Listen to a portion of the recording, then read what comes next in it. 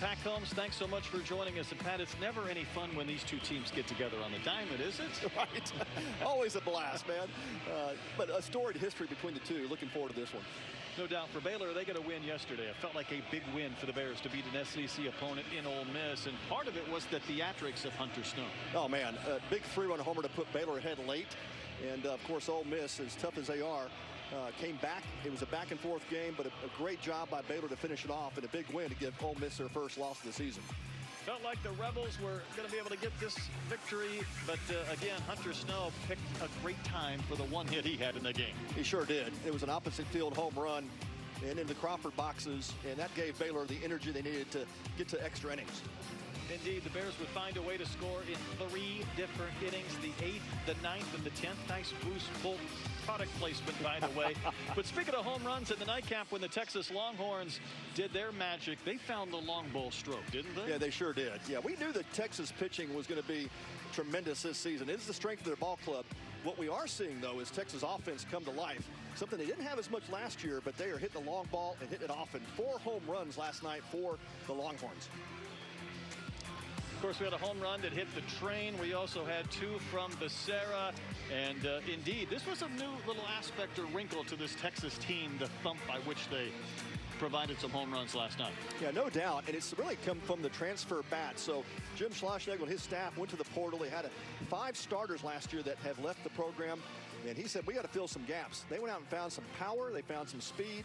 They found a lineup that is really top to bottom really good.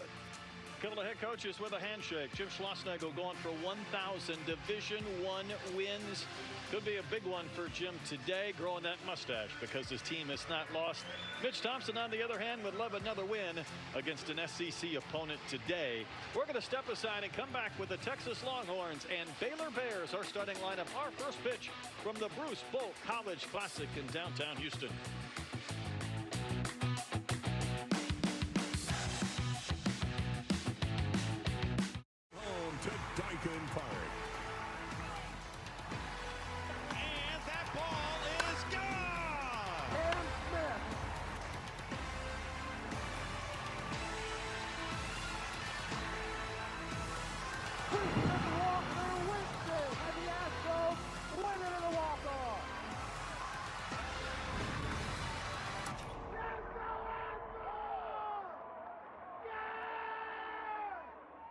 The best against the best.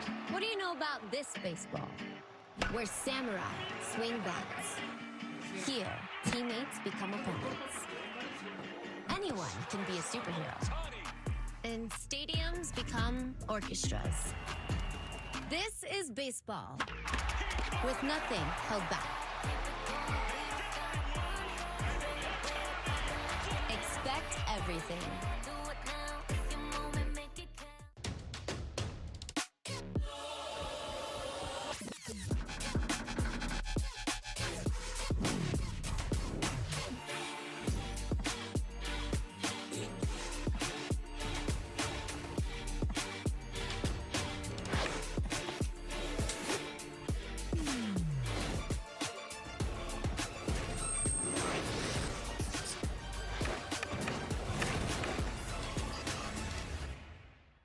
At Higginbotham, we put people first.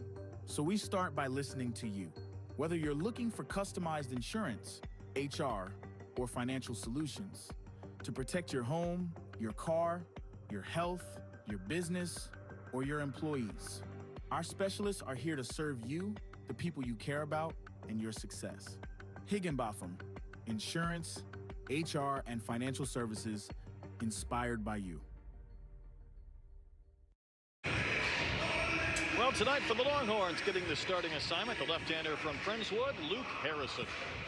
Yeah, Harrison, the graduate left-hander for the Horns. Local product from Friendswood Lutheran South Academy. And head coach Jim Schlossnagle says he's one of the best clubhouse leaders he's ever coached. He is the tone setter for this team. Led Texas last season with 15 starts, went 5-1 with a 3.05 earned run average. And he's been better this year. How about 1-0 with a 1.86 ERA and 9.2 innings. Has punched out 8. And he has got 2 different breaking balls, fastball in the low 90s, really mixes pitches well, and weak contact most of the time. Just a tough guy to square up. Take a look at the lineup he will face for the Baylor Bears tonight, and this is a club that loves to run. 20 stolen bases so far. Janusek will lead off, followed by Reebok and Armstrong. Then Sanders, Buchanan, and Snow. De La Garza, Clements, and Johnson round out the starting 9 for the 6-3 Baylor Bears. Getting started about a half hour late tonight, but all things considered, with a 16-10 game that preceded us, we'll take it. Yeah, we'll take that, no doubt. We're off and rolling with ball 1. Roof open outdoor baseball tonight. Our plate umpire is Doug Williams. Joe Harris at first, James Ainsworth at second, Clint Fagan at third, and that's a wave and a miss. Temperatures down now in the upper 60s, so really it is an ideal night with a little bit of breeze blowing out that might create some issues for the outfielders. Janusek with a couple of home runs, 10 hits on the year. It's a chopper to short, big bounce. Play made, one gone as Rodriguez gets involved.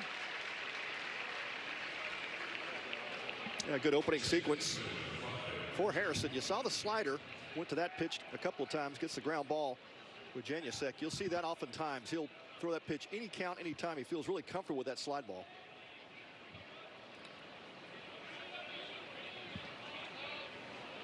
Well, he's trying to follow up what Ruger Riojas did last night with 5 innings of 1 hit scoreless baseball in 11 Ks. This is Pearson Reebok, the second baseman. He's going to try to bunt a good one. Can Harrison get there? He'll flip it with the glove and got it to first just in time. That was artsy.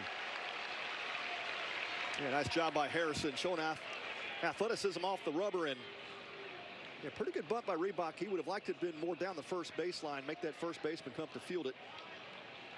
Great job by Harrison getting off the mound and making that flip with his glove. Easy out, number 2. He flipped that just softly enough where Reebok could almost get there, but not quite. Just teasing him. Just playing with it. Tyce Armstrong, 4 homers and 20 runs knocked in. In fact, when he got to the 20 RBI plateau, became the 4th in college baseball to do so. But then again, he was the first to 12, so he ought to be the 4th in 20. Right. With 3 grand slams on opening night. Yeah, that doesn't hurt, right? 12 RBI in your second game of the season. It's a power bat, and transfer from UTA, redshirt senior, added a ton of leadership in the middle of this order for the Bears. He is a physical presence in that batter's box. 3 infielders on the left side of the diamond for the Longhorns. Armstrong a hit in 3 at bats yesterday, and that 6-5 10-inning win for Baylor. Yeah, beat the undefeated Rebels from Ole Miss, and they would like nothing more than to do it again to an SEC opponent. Well, think about this. Last night, the highest ranked win of the Mitch Thompson era, and he could do it again tonight. That's right. Texas coming in number 3 in the country. 3-1 the count. Boy, that was a healthy wave and a miss from the Magnolia, Texas native Tyce Armstrong. And that pitch just over the middle of the plate, and a slider starts off back door, and pretty good pitch to hit. Couple of groundouts to start our game. Harrison ready with a payoff pitch to Armstrong. Ripped right to short. Rodriguez just about went airborne. Let's see, caught that liner. Almost took him out to left. That's a hard out. Harrison with a perfect top of the first. And the Texas Longhorns coming into bat.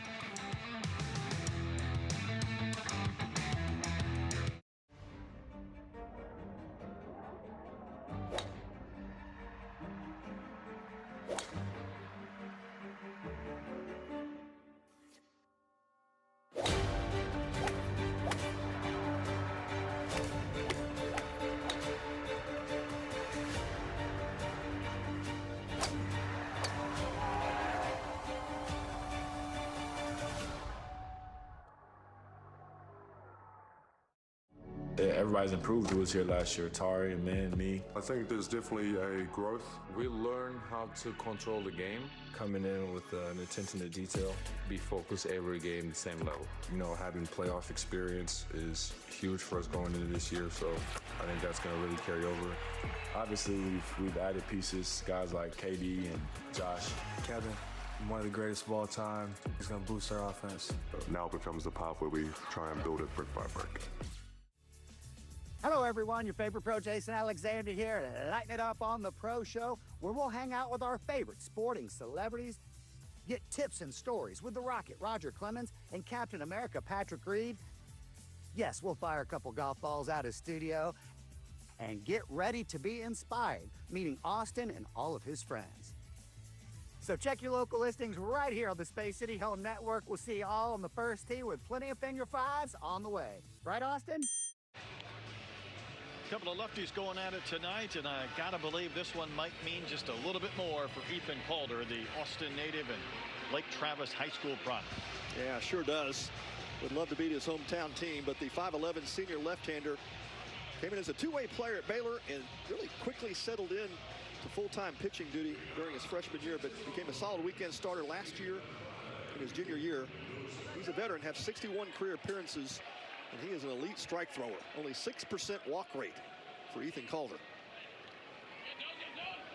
The Texas Longhorns will have a lineup that'll feature Mendoza, Tinney, and Robbins, the top three. Then Rodriguez hitting cleanup tonight. Becerra moves up into the lineup. Pack Jr. in right.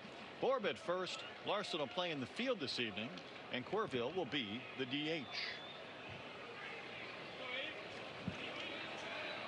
Ethan Mendoza, 14 for 34. He got a hit in his last at bat to avoid 0 for 5 last night. And what was the 8-1 win over the Coastal Carolina Chanticleers? Still, those numbers kind of pop off the page. Oh, they sure do. 9 games. Great start to the season for Mendoza. He's going to face a lefty in Calder that's going to be low 90s, upper 80s for the fastball. Not overpowering stuff, but we mentioned the 4-pitch mix. It's going to be a curveball, slider, changeup, all from that 3/4 slot.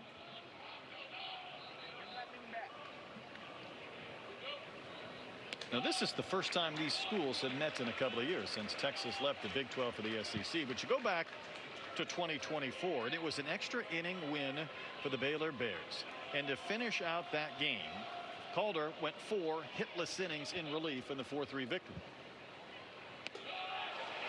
And just delivers ball 4. He walks Mendoza. Yeah, 4 fastballs out of the zone. Very uncharacteristic for Calder. What a quick reset when you're a control pitcher that throws 4 in a row. Exactly. Right after we get done bragging about his command. May not happen the rest of the season, yeah. Calder really had a tough year last year, 3-6 with a 5.18, but much better start here in 26. He's pitched in 2 games, has a 0 earned run average over 8 2/3. There's that first strike. Carson Tinney, who batted cleanup a night ago, had a couple of hits and 3 strikeouts, moved up to the 2 spot. The strike throwers oftentimes will be, they'll give up their share of hits. That's pretty close at first base. Mendoza trying to tiptoe back into the bag. But only 167 batting average against Calder so far this season. Next pitch to Tinney, big swing and a foul ball to the upper tank behind us.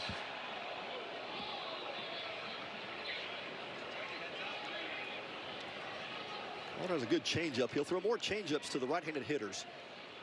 More curveballs change, more sliders to the lefties. See what he does ahead of the count. Well, he came in and that pitch was turned on and hit a ton down the line and left off the facade of the club level. That was in on the hands of Tinney.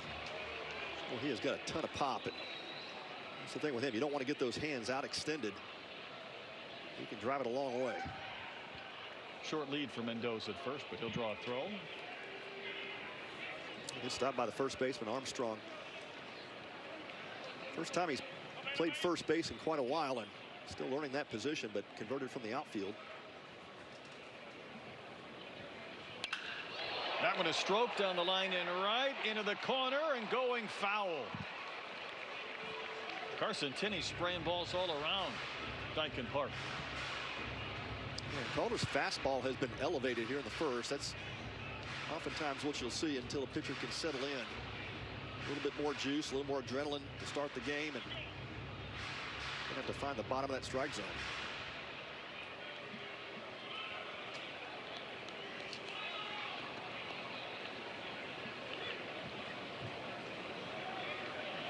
This is a dangerous two-hole hitter in this lineup, to say the least. And Carson Tinney.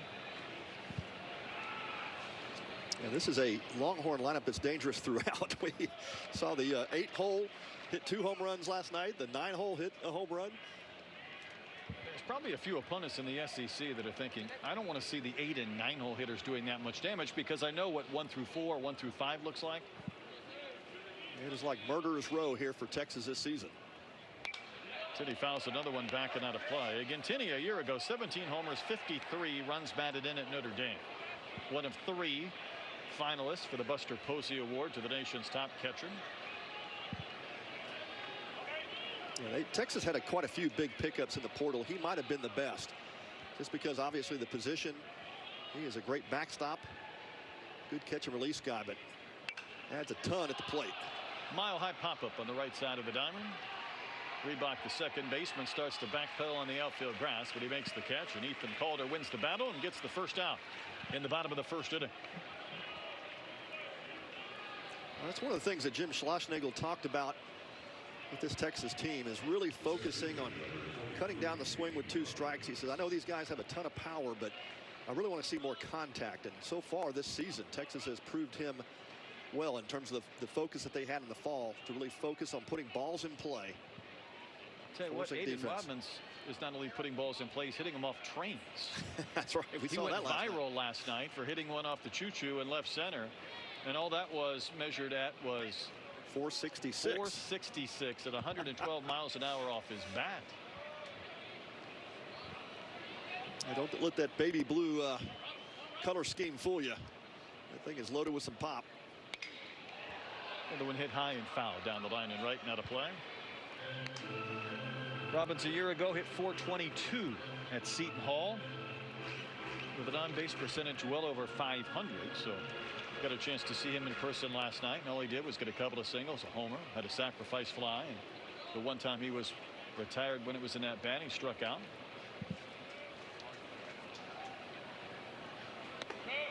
Up and in.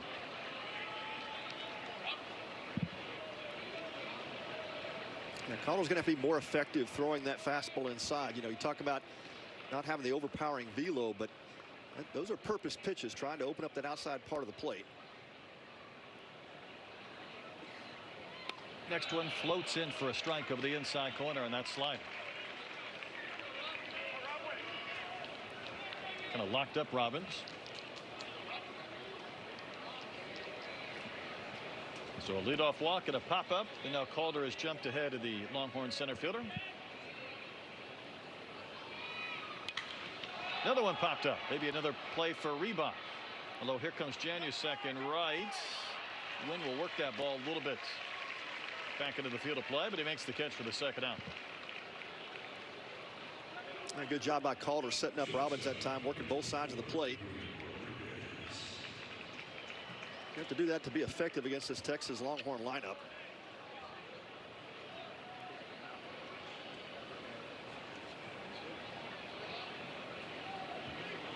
Brings up Adrian Rodriguez, the shortstop. A night ago we saw him batting second, hitting cleanup.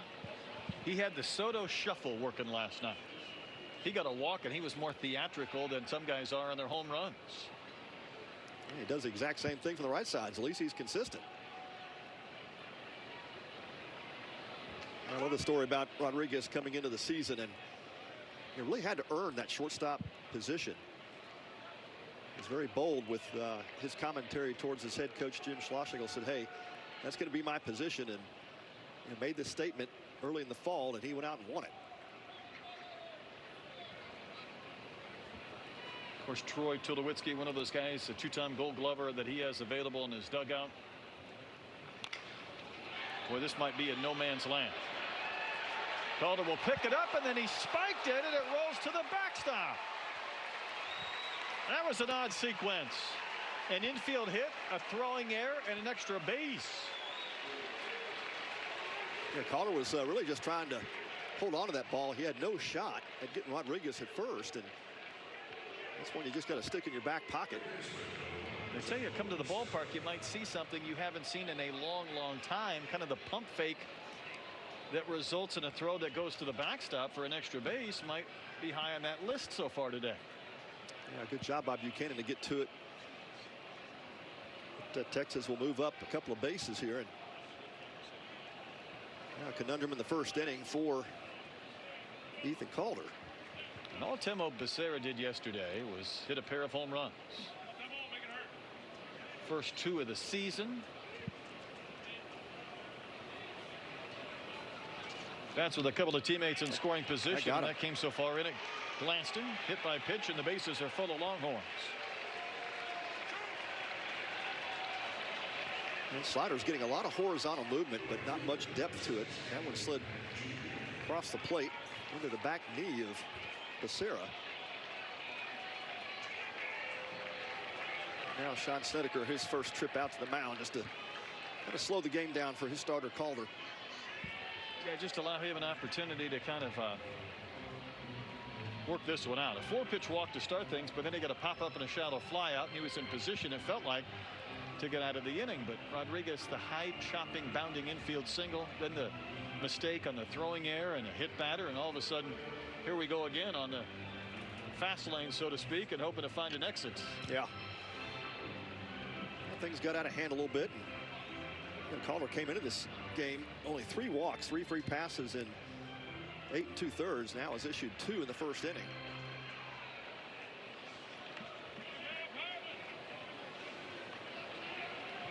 Anthony Pack Jr.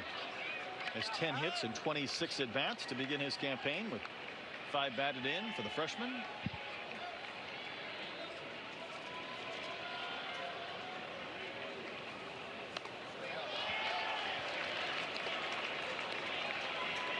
Yeah, first lefty he's had to face, and oftentimes, being a former left-handed pitcher can be a little bit intimidating. That first lefty you face, just to try to get comfortable with that different look in the box. Especially after he just hit a guy. Exactly. Roped into right for a base hit. Mendoza will score. Rodriguez around third, and that ball goes all the way to the fence where it sticks. Pack is off to the races. He's content to stop at third, and that clears the bases. A rope and an error, and 3 are on the board for the Texas Longhorns. Well, just an uncharacteristic outfield error from Janusek, the freshman in right field, and he really had no shot at trying to get Rodriguez coming around from second base, and was really trying to be super aggressive on that pickup. And obviously played it a little bit off to the side, and then only complicated matters. That's exactly right. That's play you're taught as an outfielder, to field that ball to the side in a crow hop position, but that ball was scorched. It was hit really hard. That's one you just want to get in front of, make sure it doesn't get by you, and Janusek way too aggressive on that. Former Gold Glove outfielder Josh Reddick is going to join us later on. I believe he's in the ballpark, probably cringed on that one, but nonetheless, Borba bats with 3 runs home.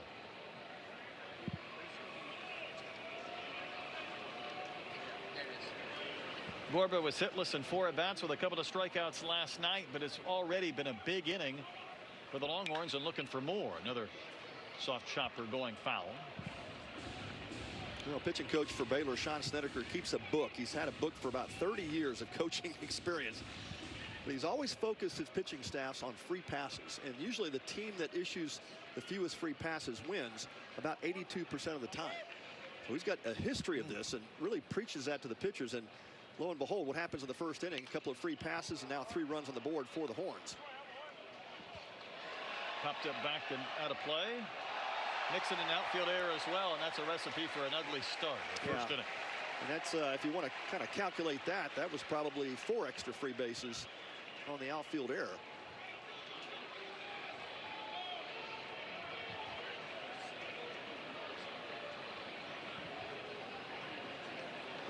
Nothing in 2, the count to Borba.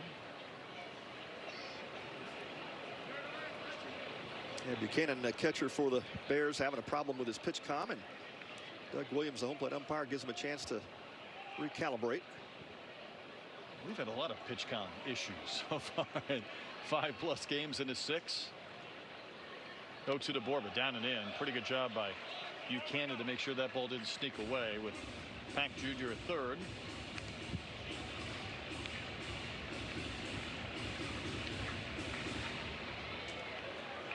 It's already been a big inning for the Longhorns. Can they add more than just the 3 they've scored to this point? Taken a little bit in, maybe a little bit down. Yeah, Calder wanted that pitch, but I agree. Down and in. Just missed the zone. A 25th pitch upcoming here in the first inning for Calder.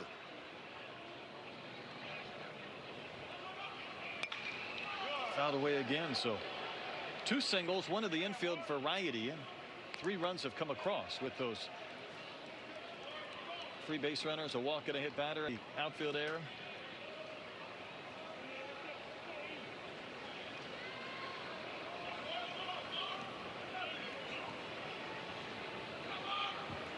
Next pitch is on the inside corner, strike 3 called. So Borba got 1 of those. He didn't get a second. Calder gets the K to end a long inning. The Longhorns get 3 runs on 2 singles. Good start for Texas, and the Bears have some work to do as they come to bat in the second. Get my lineups in before tip. Just follow me on Prize Picks. Copy mine. Okay, that's the only thing I'm a copy. You know I'm original. I did this first. You original. Download Prize Picks. New users play $5 and get $50 instantly in lineups. One of the biggest challenges my clients face is buying and selling a home at the same time. That's why who you work with matters. With HomeLight, we're able to help our clients buy and sell at the same time. It's the most game-changing product in real estate today.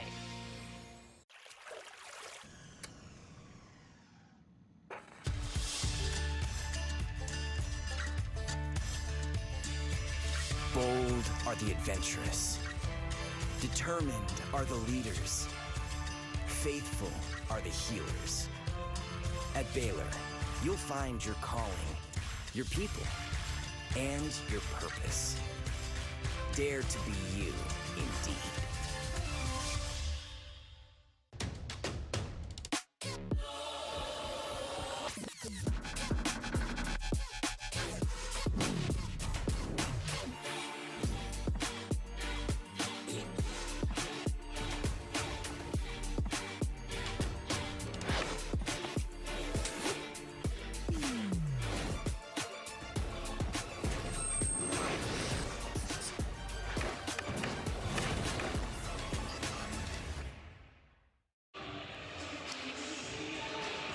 Nice crowd tonight for the primetime matchup between the Baylor Bears and the Texas Longhorns. A 3 spot in the bottom of the first for the Horns allows them to jump out of the gates again, and that means, Pat, they've outscored their opponents this year 81-14. Quite a differential. Yeah, that'll win you some ball games, as in 9. Yeah, this is a team you just can't get too far behind just because of the quality of pitching you're going to face. It's not just the top starters that they have, but that bullpen is loaded with tremendous talent. So Travis Sanders will lead things off, and the first one from Harrison goes to the backstop. Sanders had a couple of hits yesterday. He has reached base safely in 14 straight games going back to last year. He'd like to get on to start this second.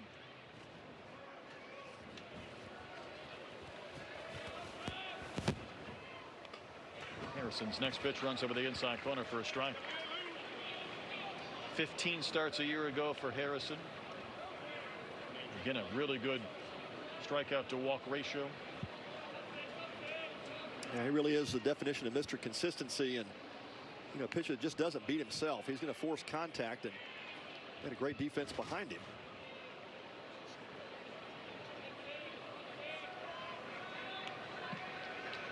How about the 373rd meeting between these two clubs? That's it? Yeah, first time they've met, like you said, after Texas left for the SEC. Yeah, but getting to 373 and 374, I mean, that's a lot tougher than it was to get to that number to begin with. Yeah, no doubt. Only 90 miles away from each other in terms of geography, but they have played a lot of baseball over the years. Of course, Baylor and Texas going all the way back to the old Southwest Conference, and then the Big 12 until Texas bolted, and UT has only won 254 of those meetings. Guess what? Travis Sanders is on base again. He walks to begin the second inning.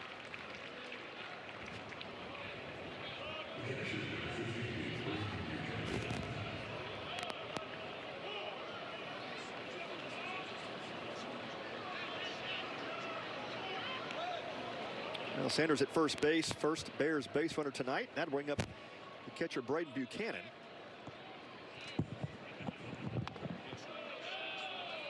Buchanan takes the ball down and in.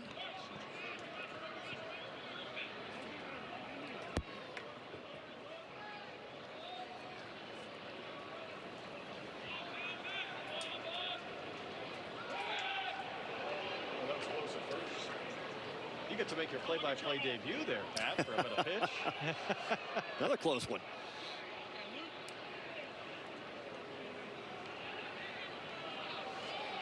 And Sanders with some good wheels at first base. Harrison obviously understands that. Keep him close. Buchanan. Well, he stands far off that plate. Another quick flip to first. And Sanders back in diving.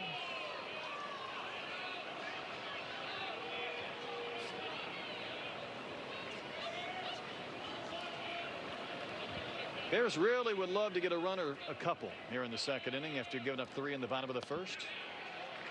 Breaking ball rolls in there for a strike. Buchanan, really well regarded as an offensive catcher, but has really improved his receiving. Taking over for Cortland Castle. And by the way, another Austin native. I'm sure this game has a little bit of extra meaning for him.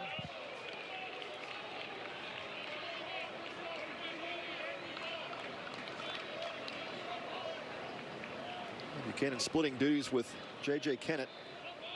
Kennett got the start yesterday versus Ole Miss, and Buchanan today against Texas.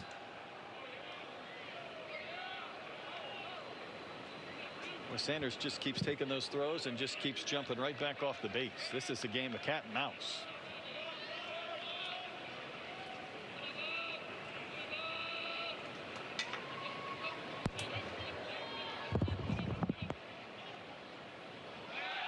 Another flip to first, and again Sanders back and standing.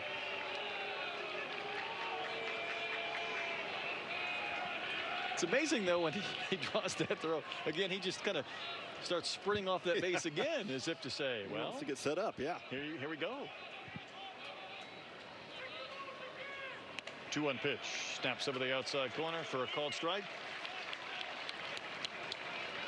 Yeah, good base runners. I mean, that's really the piece of the game where you try to distract the pitcher enough, get just a little bit of his focus away from the hitter. Next pitch, runs by in. In fact, that time Sanders was on his way back to first with Harrison delivered. Yeah, see if Mitch Thompson chooses to put Sanders in motion here in this full count. Texas defense shading up the middle. Not going. 3-2 pitch, hit hard up the middle. What a stop by Rodriguez. One play at second base. Boy, he had to lay out, then flip the ball to Mendoza. Outstanding effort for out number 1. Yeah, tremendous job by Adrian Rodriguez at short.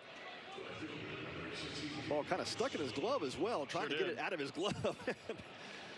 Ethan Mendoza had to catch a changeup, but looked like Sanders started his slide early, kind of got stuck in the dirt. Thought he was going to throw the whole glove over to second base. You know, they water this infield down, of course, before each game, and you can see how dark the dirt is, and it tends to get a little stickier early in the game. It'll loosen up, obviously, as the game goes on, but you saw Rodriguez kind of get stuck in the mud out there at shortstop as well. Texas will shift now after a first pitch strike to Hunter Snow. Homered yesterday. Tried to bunt, but that is an offer. That's a strike. Yeah, that's one way to try to defeat the shift, but not a good effort by Snow. Just kind of lunged at that pitch. Slider exactly down and away. What Texas wants you to do. Yeah, that's right. Give up a swing and try to bunt.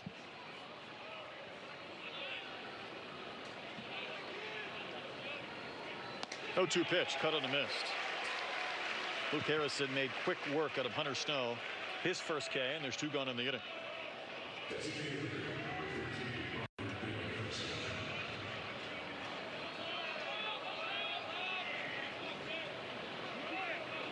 Robert De La Garza, next man in. His first at bat of the season.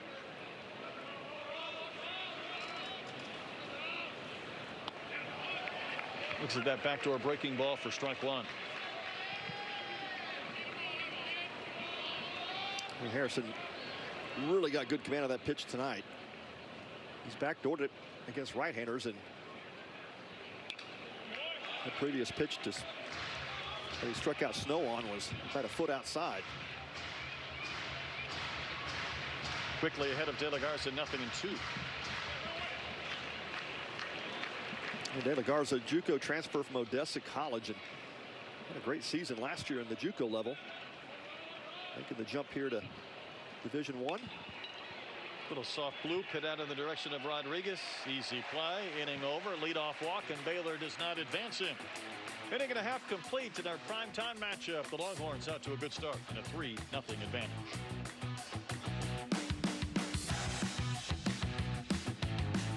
What makes Blue Chew Gold the best?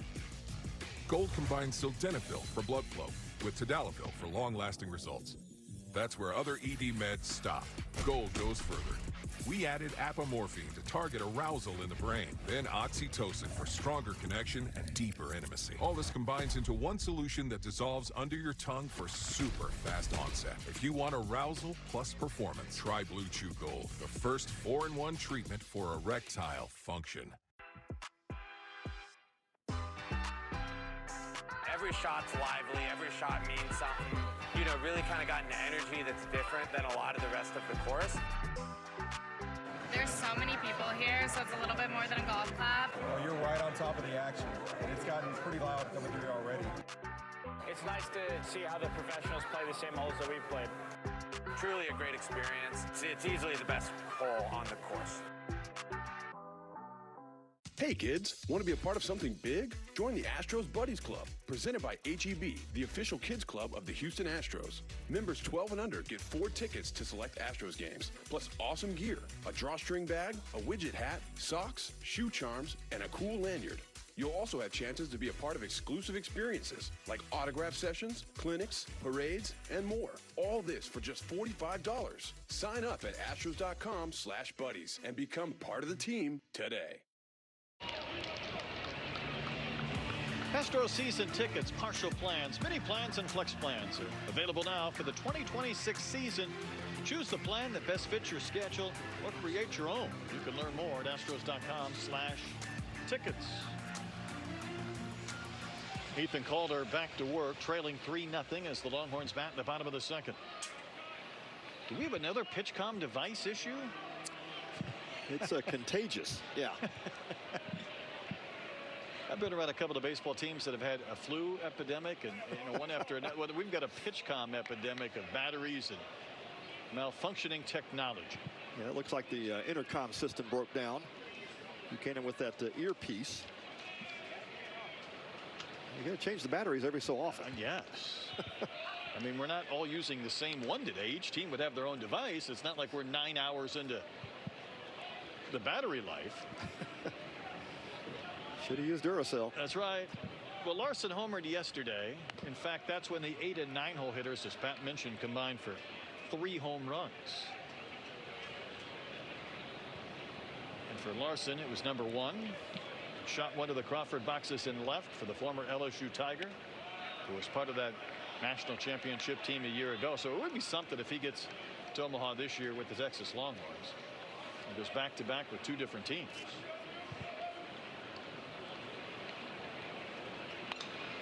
Fouled back, another play. You mentioned earlier Schloss going for his 1,000th win. He would be the 6th active coach in D1 baseball. Make that the 7th. If he can get that W tonight. So not just wins, but Division I wins. So that's a big round number. I don't know if that comes with cake. I feel like it should. The 2-2 is rolled off the fist to first, and Armstrong there. He'll retire Lawson 1 gone. I mean, for big round numbers and anniversaries and wins, I mean, that should come with cake and candles. Yeah, that's exactly right. Not the cupcake either. You need a big cake. Celebrate that one, yeah. And you can see his mustache he's working with. We were visiting with him on Zoom the other day, and he said, well, you can't see it, I'm light-haired, but he made a deal that if they won 5 games in a row, he'd grow it out, and he would not shave until they lose. Well, they're 9-0, trying to get to 10-0, and that stash is getting bigger and bigger. Presley Corville is the DH and the 9-hole hitter, and he takes strike one. He hates to spoil his season average. He's 2 for 2 for the Lake Charles, Louisiana native, and I don't even have to look at what high school he's from before I can probably wager a guess, right? Right. Barb. Frost could use some of that just for men on that stash, man. Just darken it up a little bit. I think so. Make just it look legit. Yeah. Color that in. Maybe I'll get some of that, put it on my hair. You can too, and you can put it on his stash. That's a better stash there from Corville. At least you can see it. You can. Nothing into the count. Calder trying to settle in. That is a big-time pop-up in foul territory. It'll be beyond the Texas dugout and back into the seats. Well populated of burnt orange tonight. That one sounded like it hit somebody in the hand. You could hear that. Cause some flush. Crack. Yeah. Yep.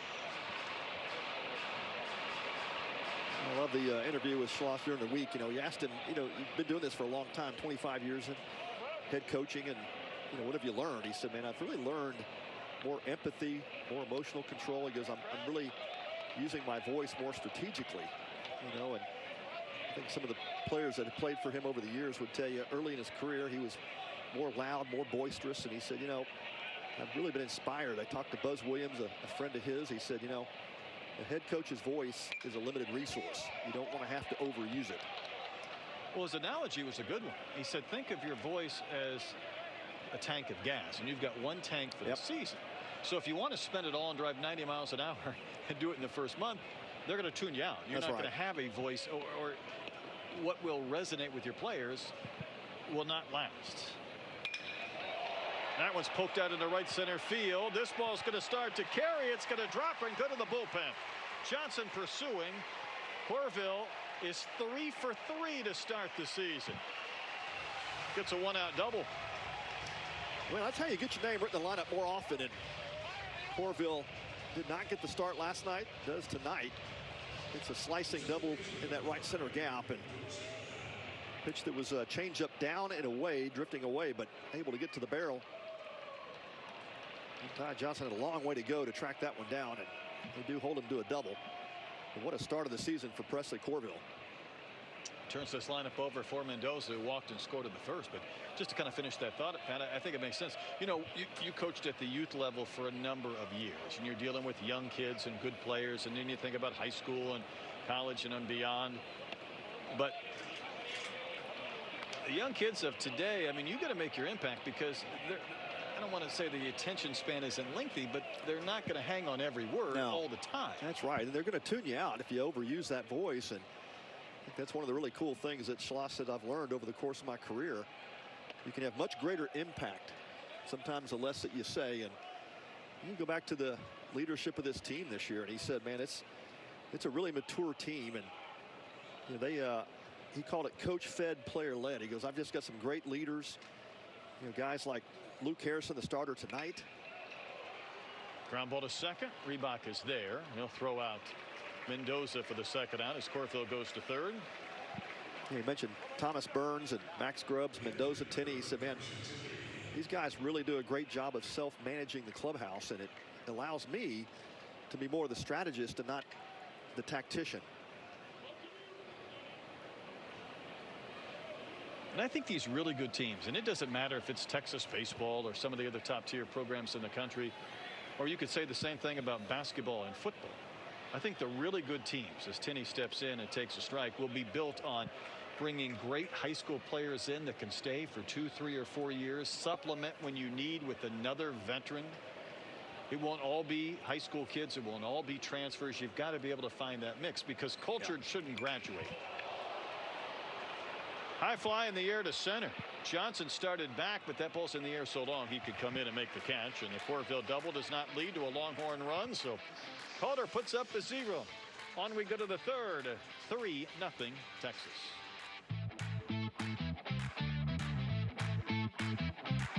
'26 is already heating up, and we're giving you the ultimate head start. Get guaranteed access to the 2026 World Baseball Classic.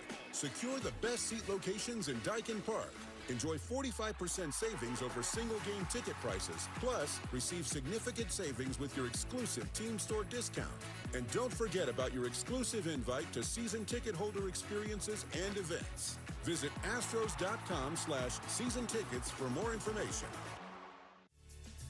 Hello, everyone. Your favorite pro, Jason Alexander here, to lighten it up on the Pro Show, where we'll hang out with our favorite sporting celebrities, get tips and stories with the Rocket, Roger Clemens, and Captain America, Patrick Reed. Yes, we'll fire a couple golf balls out of studio and get ready to be inspired, meeting Austin and all of his friends. So check your local listings right here on the Space City Home Network. We'll see you all on the first tee with plenty of finger fives on the way. Right, Austin? Hey, H-Town, I've been waiting for it, you've been waiting for it, and now it's here. They finally climbed that hill! Catch your Rockets and Astros games for just $19.99 per month, or sign up all year for $199.99. That's $40 in savings.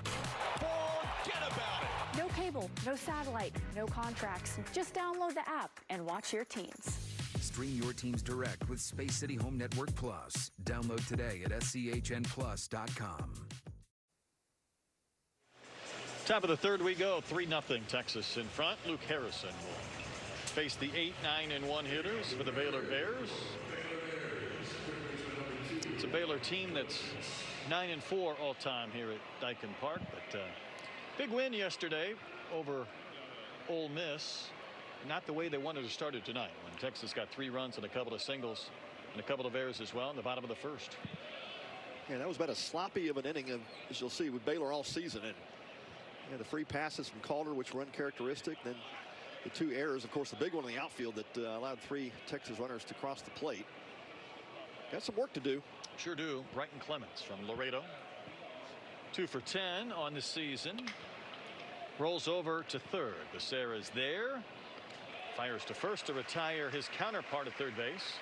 1 quick out.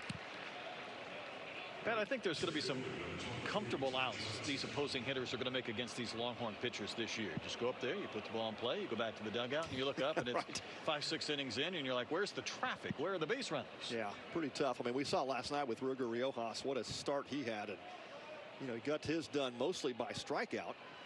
Where tonight, Luke Harrison, we talked about the pregame forcing weak contact, and Baylor really hasn't hit a ball hard yet. This is Ty Johnson, the 9-hole hitter. Armstrong back in the first. That line drive, that was well struck. And Rodriguez had to spear before it got into left field. Speaking of comfortable outs, there you go. There's another exhibit. Johnson bounces out to Mendoza. 2 gone. Yeah, Harrison making just a pedestrian type outing. Only 30 pitches into the game. Not to get through this 3rd inning if Baylor can't make some noise.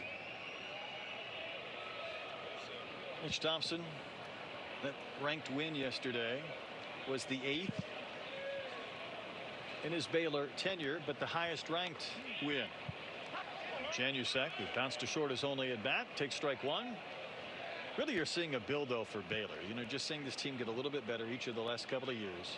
I know sometimes we want dramatic improvements and we want the breakthrough, but, he's just keeping and pushing this program forward. That's the key, and be patient. This is a really young team, but it's also one that Mitch Thompson said I'm excited about. We've got a lot of young players, but with a lot of upside. So we're going to experience our growing pains this year, but they have been competitive in every game this season, and that's a lot to be spoken for. Mitch has done a great job, and of course Zach Dillon, his recruiting coordinator, has filled this roster up with some good talent. Yeah, it does take a year or 2 for that roster turnover to take place. Clinking off the glove of Tinney. Tinney was trying to frame that backdoor breaking ball and didn't quite grab it. And the one thing Mitch Thompson also told us, Pat, if he wanted to schedule wins, he could do so. I mean, he's pushing this team to get better by some of the teams they're playing. Like last weekend, this weekend, back-to-back weekends where they're playing 6 different teams in these 6 games, which only adds to the challenge. Yeah, no doubt. These tournaments are difficult on coaches because you're having to prepare not for a 3-game weekend against the same team, but 3 different teams. That's a lot of scouting, a lot of reporting with the players, a lot of team meetings, going over those reports. And these are great competitive challenges for not only the players but the coaches. Ball 4, and Janusek will walk with 2 outs in the 3rd. Mitch Thompson is doing this a long time. 4th year at Baylor as the head coach, but 17 years as a Baylor assistant under Steve Smith, and that was kind of we call the Baylor golden years. That was the best of Baylor baseball back from '95 to '12. They made it to the College World Series in '05. They made 13 regionals during that time frame, and this guy knows how to win. He knows how to get teams to the postseason. Pitch way inside the rebound. I'm around his brother Nate, who's the head coach at Arkansas, hitting coach on a regular basis. So baseball's the family business. Yeah, there you go. Yep. And Mitch won a JUCO national championship back in 2021 with McLennan Community College there in Waco. We sure did. Didn't have to go very far when he donned the green and gold.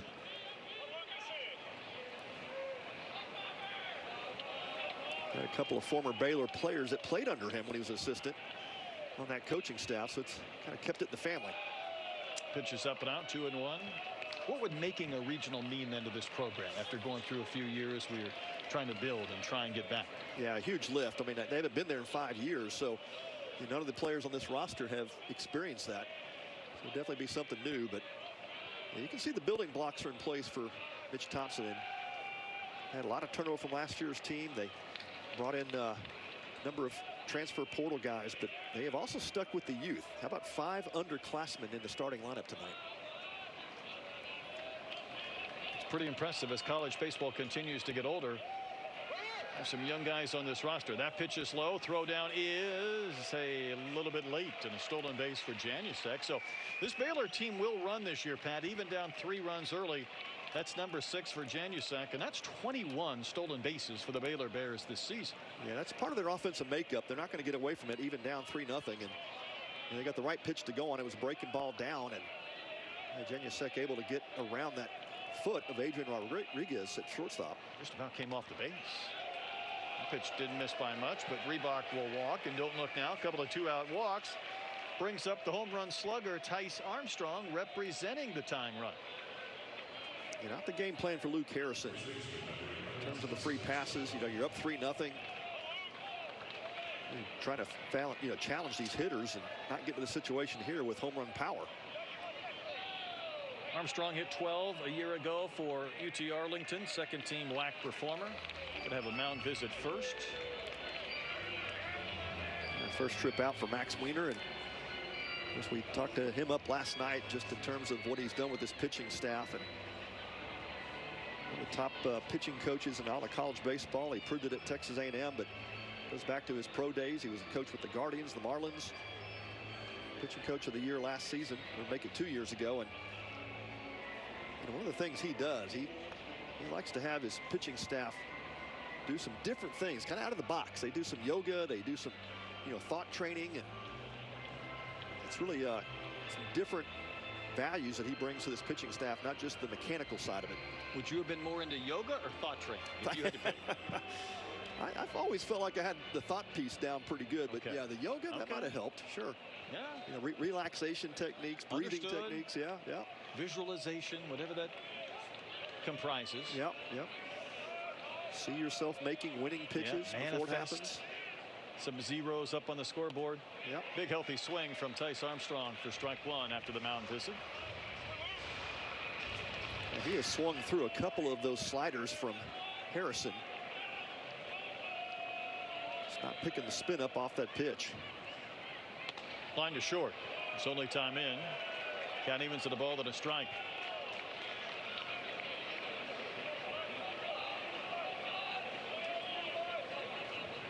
Couple of base runners with 2 outs for the Bears in the top of the 3rd inning. Harrison not getting the sign. He's motioning, run through it. The pitch timer's down to 2. He will pitch with 1. Missed up and out. May have been a little bit rushed when he didn't either hear the sign or get the signal. No doubt. Just kind of discombobulated out there and trying to get the right sign, and then he had to rush that pitch. Janusek at second. Reddick at first. Now 2-2. Just caught the outside corner with that changeup.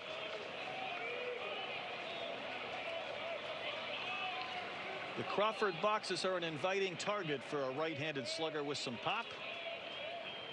Tinney sets up in. Here's the pitch. Wave and a miss. Boy, that one had some movement. Armstrong the K. Harrison strands a couple of runners. Sends this game to the bottom of the third inning. 3-0 Texas in front.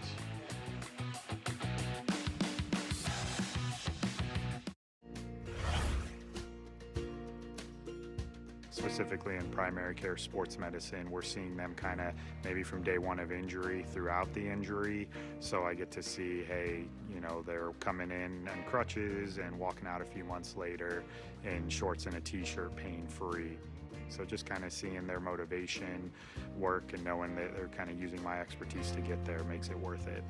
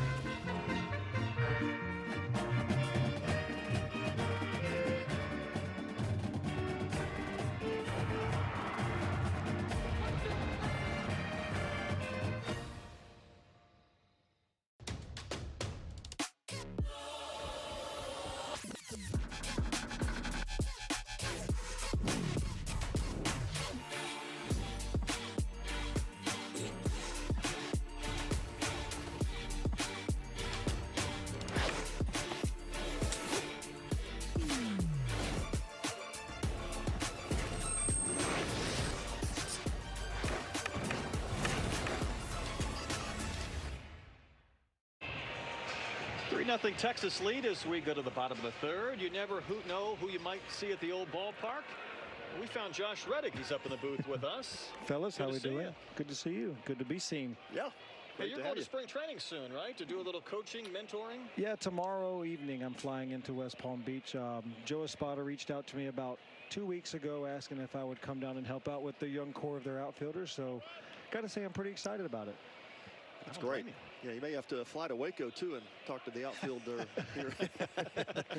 Had a rough error there in the first inning. That's what happens when you pick your eyes up off the ball too soon. We've all been there. We've all done it. Yeah, that's right. Even the professionals do it, so gets the best of you sometimes. Did you see this young man homer off the train last night? I did. I saw all the highlights of it. That's impressive no matter who you are, whether it's a professional, college player, wood bat, metal bat. Hitting the ball that far is very tough, and people don't realize how far that train really is. No doubt. Did you ever hit one 466? I have earlier in my career when I was still probably later 20s, still young, still flexible, but not too many. With my frame, they didn't go very far. As long as they went over, that was fine. That's all you cared about. That's it. I didn't care if it was 10 feet, 100 feet, but they were mostly around 20 to 40 feet over the fence. There you go. That works. Yep. Yeah, you don't get extra bonus points for hitting at 466. Exactly, right? Exactly. How much did you miss playing when you stopped? How long did it take you to kind of settle in? I know you got some youngsters in the household, and it's easy to turn the attention to them. It took me 2 years to get completely over the fact that I felt like I couldn't compete anymore. And I was completely okay with doing it because the way the game is now, they throw way too hard. I agree. And when I was coming up, the average fastball I think was like 91, 92. And when I retired, I think it had gotten up to like 96. Yeah. And now you look at it, everybody throws 99 to 100. Everybody has Tommy John. But everybody just throws so hard, and the game is so strikeout oriented now and home run. Yeah. I don't like it. Yeah, that's exactly right, Josh. And Baylor faced a guy at Oregon State. This ball is hit towards the middle. Travis Sanders up and across, and a guy named Dax Whitney, average fastball. So this is 2 weeks ago in college baseball. Average fastball 98.6. Could you imagine facing that at 18 years old? Yeah. No, you couldn't. Yeah, 17 strikeouts, 7 innings. 17 strikeouts, change up that he could spot. And the leadoff hitter from Baylor walks in the dugout, and the coach said, "What do you see?" He says, "Nothing." I don't know. I didn't see anything. I'm still waiting. That's not a good thing you want to see or hear from your leadoff hitter. That's right. In any game. But honest, that but you don't want to hear it. Yeah. It shows how special some of these kids really are. Adrian Rodriguez, the batter. Josh Reddick with us up in the booth. Travis Sanders, former teammate of mine in the home run derby, MLBX home run derby last summer. Is that right? So Travis and I were on the same team in a little 3v3 home run derby. So nice. Got to see him before the game, talk to him, and catch up a little bit. Did you have a softball player part of that equation? Was that different? Or? I've played a couple softball games. I'm not good. Okay. I can't hit the slow floater. I don't have the swing Savannah for it. Bananas? I've done the Bananas a couple times. I did go. the Bananas here at Dyken Park, still formerly Minute Maid Park when it was here. Yep. That was fun because that was the Bananas' first Major League ballpark, and it tied home to me. I'm originally from the Savannah area. You were born in Savannah. So I've known the owner since he took over the team when they were still a collegiate summer league team when they had nothing. Yep. So I've got the pleasure of watching them grow up into what they've gotten to now. Well, Sanders' ears may have been burning. He doesn't come up with that one as it rolls into left field, and that's a one-out base runner for the Longhorns. Yeah, that's what speed does, right? Kind of speeds the game up. He tried to make a tough play there, knowing he had to throw it across the diamond to get Rodriguez. And you look at the scoreboard, it doesn't help. There's a lot of threes up there, but the one category you don't want to see a 3 in, folks, is the E category. Right. And that's been the downfall for the Baylor Bears right now in this game. Especially in the third inning. Yeah, that's tough to come from behind whenever you give up those big hits and then the error occurs. It's hard to come back from. Yeah. Well, Josh, you had a great career, a lot of different clubs, but tell us about your memories here in Houston. Oh, man, first year was fantastic. Probably my best year in baseball. You come to a new team as a free agent, get thrown right into the mix of a really good ball club who's made the turn of being, awful 100 lost seasons and doing what they've done now. They've created a dynasty baseball team for the last, 9 or 10 years. So to be a part of that and kind of help them kind of come into what they were is a really good feeling. But to win that World Series in your first year with a team, it's spectacular. And then what we did for the next 3 years, we may have not only, we got to that World Series in 19, should have won that one, but, a part of probably one of the best teams in the history of the game with that 19 club, what we had from top to bottom, from Verlander to Garrett Cole to Zach Greinke to not only our lineup, guys like Michael Brantley, Yordan Alvarez, obviously Altuve, the Hall of Famer he is, Correa, Springer. I could keep going. I could just keep going with the names on that list. And on paper, that was probably one of the better teams, if not one of the best teams in baseball history. So very fortunate, very lucky, not only to have been in Major League Baseball for as long as I was, but I was a part of a lot of winning baseball teams, even with Oakland getting traded to the Dodgers. There was I think in my 11-year career, there was only 2 years I didn't make the postseason. Wow. So very fortunate in that regard, because you see a lot of great guys that don't make the postseason. A lot of great players. You look at Mike Trout. Mike Trout's a perfect example of great players that don't get a lot of playoff experience, and I actually get to hold that above my head. I've got more hits in the playoffs than Mike Trout does. So that's pretty cool to look back and think of when great players like that don't get the opportunities that they probably deserve. Right. Got to get there first, right? Exactly. This franchise has been so good for so long. And Josh, as you ran through some of the players, I mean, it takes roster turnover at times with different players in that same era to maintain that same level of success. And I think when you start talking about what has impressed people outside of Houston, it is the ability to keep winning with a different core of players over a long stretch. It really is. And you credit this organization because not only do they do a good job of free agent signings and trading, they do a lot of really good things with their homegrown players. You look at the guys that they brought up through the system from the Altuves, from the George Springers, the Carlos Correas, the Alex Bregmans, the Kyle Tuckers. The names go on, and these guys are all superstars. These guys are all top superstars in the game of baseball right now. And it all started right here. Fortunately, we got one of them back in Correa coming back. That was a huge boost for not only this ball club, this organization, but this city as well, to get them back into that winning way, because last year felt like a big heartbreak for this city and this ball club not getting to the playoffs. So the expectation level's definitely been reset, right? It is. The last 10 years, that bar has been set as high as it can be for Major League Baseball, because this has been the team where winning has run through. This is the team where everybody targets on their back, especially when you look at what's going on from the 17 stuff going on and what continues to happen here. It's good that we can move on from that and kind of continue to winning ways and look past that and prove that, this is still an organization to be recognized and reckoned with. Yeah. Well, you made a great point. I pitched for the Phillies in my era back in the 90s. It was the Braves, right? The Braves did the same thing the Astros did the last 7-8 years. It was the young talent coming up, the guys that they developed in their system. They did an incredible job of scouting and then getting those players in and getting them up to the big leagues. And yeah, it pitched against that group, Chipper Jones and Lopez and those guys. That was not fun. So I can imagine playing against, your era of Astros. That was always the thing opposing teams had to think about. Man, these guys are really good top to bottom. I'm glad you mentioned Javi Lopez. He doesn't get as much love as he should from that 90s Braves team, because he was one of the better catchers in history during that time. So, and, for me, I was a Braves fan growing up, being a Georgia guy. Sure. So that was great to be a part of. Should have won at least 3 World Series. Yep. But yeah, no, that was always the great thing. know these guys are going to be good. Hey, Pack Jr. doing more damage. That ball's out to right center field. It'll chase home the 4th run of the game, and he's knocked home 3 of those. So the freshman doing some damage against the Baylor Bears.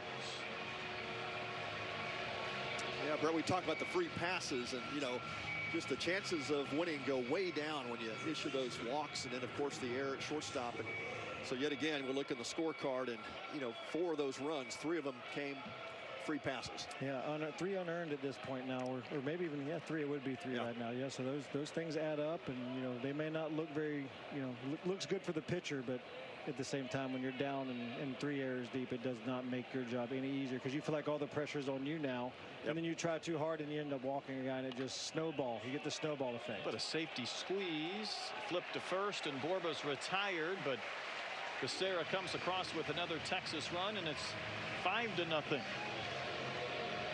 Hey, Josh, you mentioned going to spring training, though, and I'm curious, it's just talking about your career and being in the postseason and winning and doing things the right way. How much do you hope to have an opportunity to express that to some of the kids, in addition to just working with some of the outfielders? Just huge. Visiting with them. Just trying to get them, finding their routine. Like we talk about all these things that you can hone your baseball skills, but until you find that routine on a daily basis, and guys that have played, you know how this is, like you find that routine the right way, where you get to the ballpark, you don't even have to look at the clock to know what you got to do at a certain point in time. You get there, you get changed, you get in the hot tub if you got to, get your treatment, go eat, cage, batting practice. It just becomes more of a routine than you thinking. It becomes just natural for your body to get in there, and it doesn't change whether you're going great, because when you're going great, you don't think.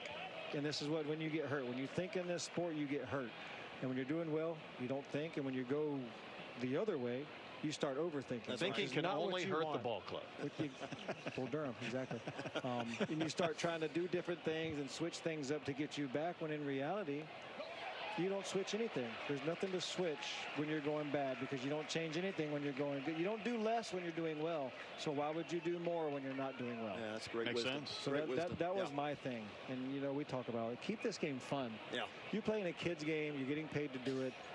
Have fun. Find a way to get to where you can have fun, because there's days, where you're not. Like, perfect example, like when there would be days when I was with Oakland or when I was with Arizona and we weren't on a winning streak. We just weren't looking good. You just have to find ways to get excited to come to the ballpark, because when I played here, there wasn't a thought in my mind that we were going to lose a baseball game. We all knew that we were going to come to the ballpark and win that day, and that's another rare feeling you don't get for a lot of guys. You come to the ballpark and like, man, I hope we win today, but you get to come to the ballpark here every day and go, man, we're going to win today. And if we don't, we're going to be heartbroken about it. We're going to go home and be really sad about it and be really upset and come back with a vengeance the next day. Whereas like other teams, you'd be, well, we'll get them tomorrow. Larson's going to bounce out to end the inning. Josh, thanks for joining us. Can't wait to see what you do with these young kids. Have some fun, though, in spring training. Absolutely. That's what I'm going there for. Just have fun and hopefully get into these kids' heads just a little bit. But thanks for having me. Josh Reddick, there he goes, 5-0 Texas.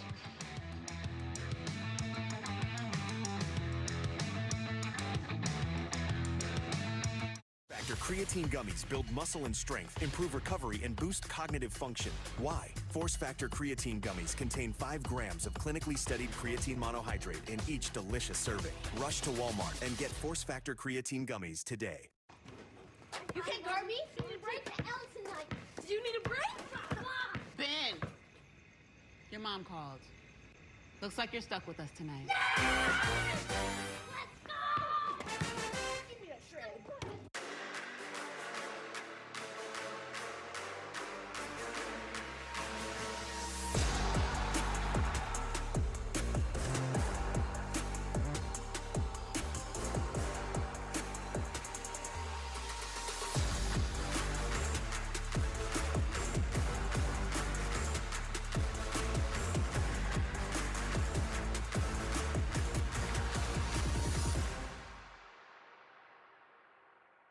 Vacationing is an art, and the Palm Beaches are your canvas.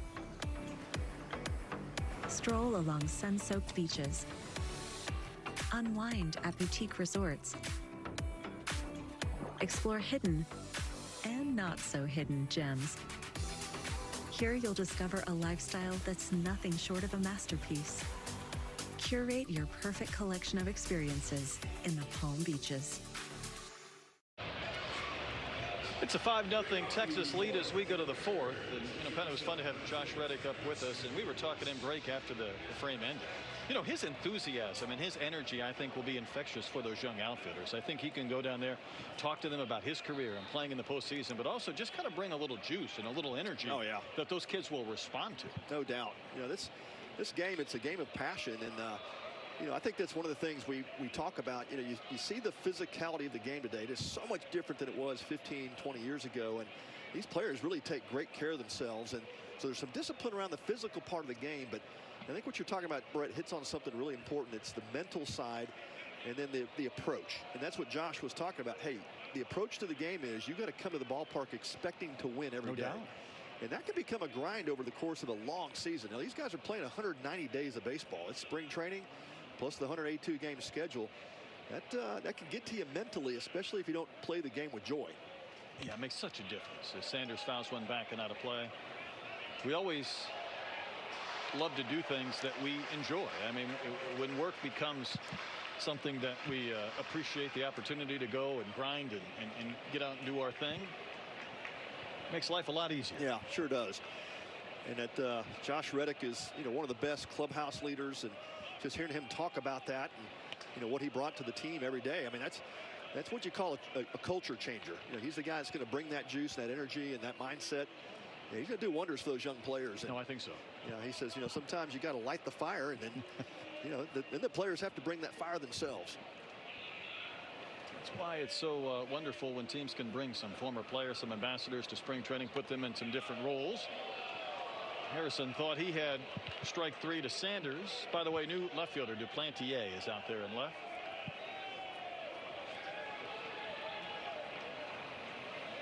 I hope it's not an injury to Larson. The defensive replacement early in the game kind of signals that there may be something going on there. It's always the possibility. Here's a payoff pitch, and that's a little bit outside. So the Bears haven't had a hit, but Harrison has been pretty good with his command and control over the course of his career. Has walked 4. Yeah, that slider, it's early on had really good command of it. The difference is he's been great when he's had to be. In the last couple of innings, 3 walks. Mark Janusek and Reebok gave Tice Armstrong a chance to tie the game up at that particular moment. Made some really good slider pitches against Armstrong and misses with that one. Buchanan will get the first Baylor hit. Barba had to hold the runner and wasn't able to get that with a dive to his right. So Sanders will cruise to third, and maybe the Bears in business finally here in the 4th inning. On the corners, nobody out. Yeah, great swing by Braden Buchanan. That time had a good approach. He wanted to go opposite field, and it's a pitch kind of inside outs with his hands coming inside the ball. Yeah. That's one that can kind of fool the infielder too. That ball has some funky spin on it. Borba gave it a dive, but could not come up with it.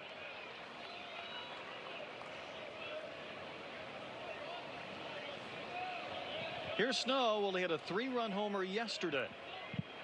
Will lightning strike twice in the Bruce Bolt Classic? Well, the lightning struck Bruce twice, so maybe it can strike Hunter Snow twice. He lived to tell about it. He did. Has his name on a batting glove. And what a story. But Bayer Mayer, the founder of Bruce Bolt Gloves, of course, the major sponsor of this tournament this year. And well, it's been a joy to get to know him and talk to him and hear his story. And went down to the booth before the game and got to see their setup. I need to do that tomorrow. It is beautiful. Yeah. He got to hear about my daughter's love for Bruce Bolt and her cat that she named Bruce. And you're still going to talk about that. Well, I'm not pulling his leg. I mean, I'm pulling out the picture showing her with the batting gloves on and the Christmas gear. And she's an endorser. She's all in. And I think some of the kids that are here trying out the batting gloves or participating. Oh, that booth was full. No, I bet it is. It was packed. Jam-packed. Yeah. And they got the color schemes. He had it set up. I think there was probably 20 different color schemes on those batting gloves. Comebacker. Uh-oh. Sanders caught in a rundown. He's waving to his teammates. He's going to be tagged out. Indeed, he will. Now both runners will move up. And Snow will get to second and Buchanan to third, but Sanders erased, and Harrison able to field that comebacker.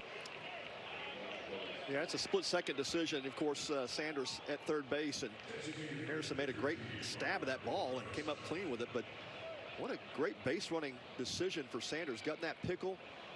Was waving his runners around. Yeah, he's directing traffic. Yeah, he is. He said, look, if I'm going to give myself up, then I'm going to have 2 runners in scoring position. So actually worked out to be a great trade for Baylor. Still men at second, third. But Sanders retired. And Taylor Garza popped to short his only time in. Infield back, they'll concede a run for the second out. The 4 walks, though, from Harrison tonight matches a career high. Did so against Mississippi State last year in August.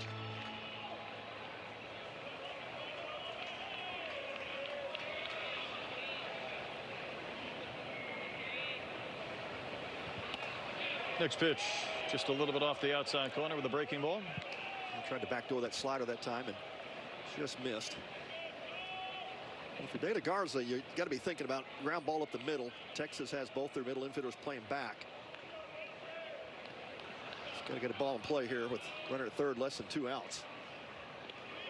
That one gets away from Tinney. A play at the plate possibility. Ow! So he got in there.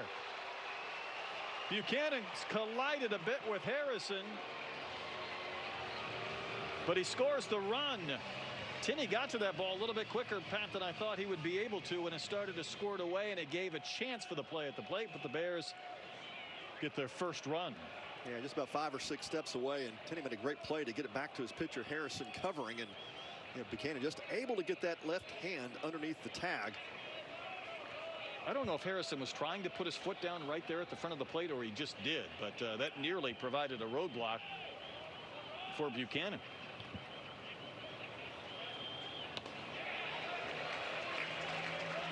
The Bears on the board, and it's a big run for them just to erase that goose egg and start to build a little confidence at the plate. And De La Garza a chance to cut into that lead even more if he can put one in play here. Texas defense playing back across the infield. They'll concede the run if he can put the ball on the ground. The 2-2. Down and in. You consider that Texas scored 3 runs on 2 singles in the first and 2 runs on 1 single in the third. They've not been overwhelming in offense, but they had the 5-0 lead before the Bears finally got on the board here in the 4th.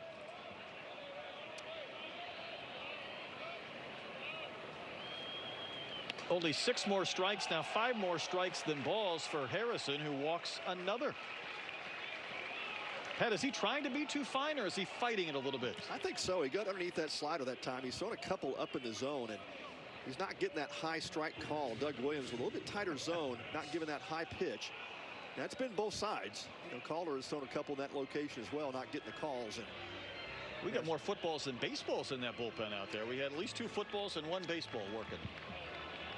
Schlossnagle out. He will take the ball from Harrison. Just an uncharacteristic day in terms of command for Luke Harrison, but he'll leave with the lead. We'll tell you about the new Texas pitcher when we get back. Texas up 5-1.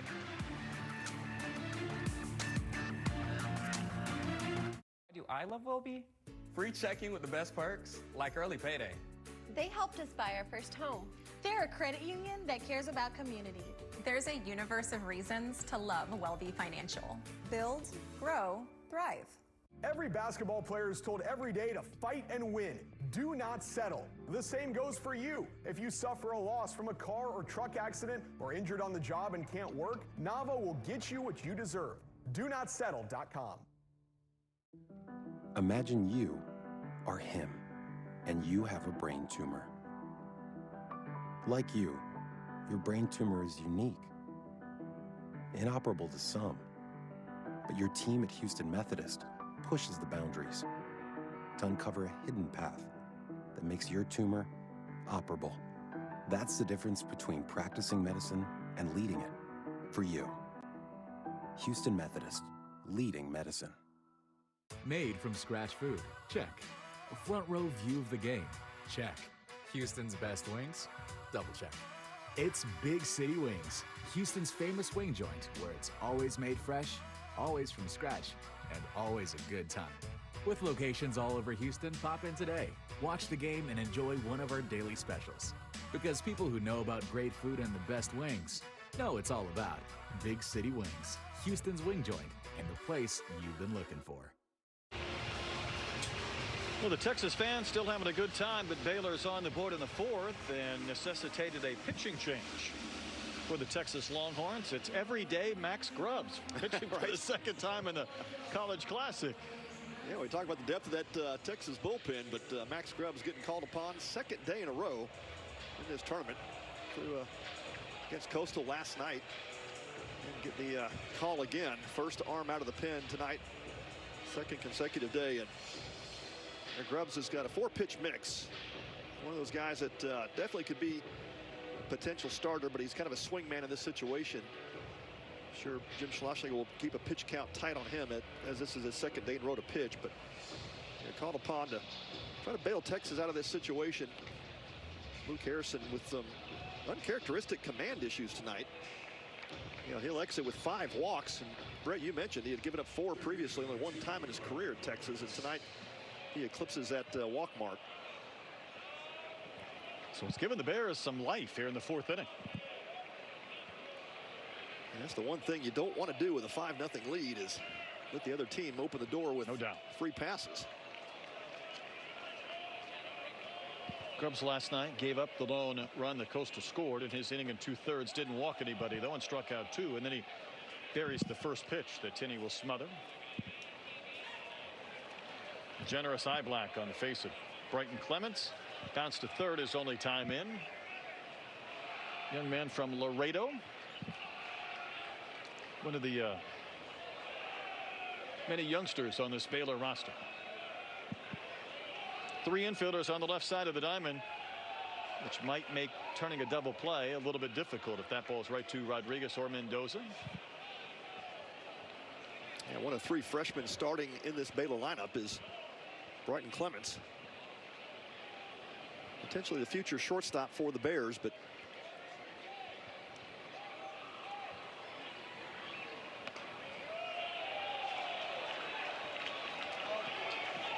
tell you what, that strike zone has become a little bit elusive this inning for the Longhorns. Yeah, it really has. Something we don't typically see, but you could bite the best of you. And that's ball 4. That's 4 walks this inning. And as you mentioned, Grubbs probably came into this game because he was a presumed strike thrower. There you go. We talk about the great arsenal of pitches he throws, and unable to dial the strike zone in on 4 straight. Well, the bases are full of Bears. And this is Ty Johnson, the 9-hole hitter. Bounced to second, his only time in.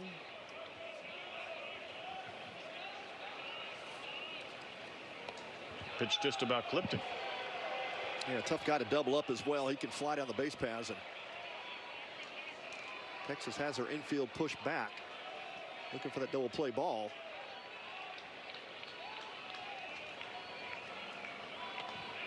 And finally, Grubbs and the Longhorns find a strike.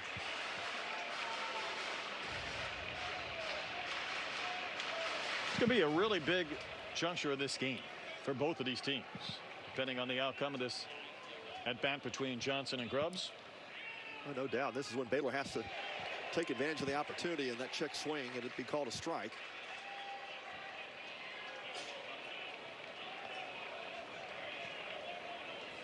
I don't think opposing teams are going to get many opportunities. Texas loading the bases on walks. I think you're onto something. They may be few and far between. 1-2 the count. Grubbs would love a K, but he kind of guided that breaking ball and missed up and out. He just got around that curveball that time and just didn't get on top of it.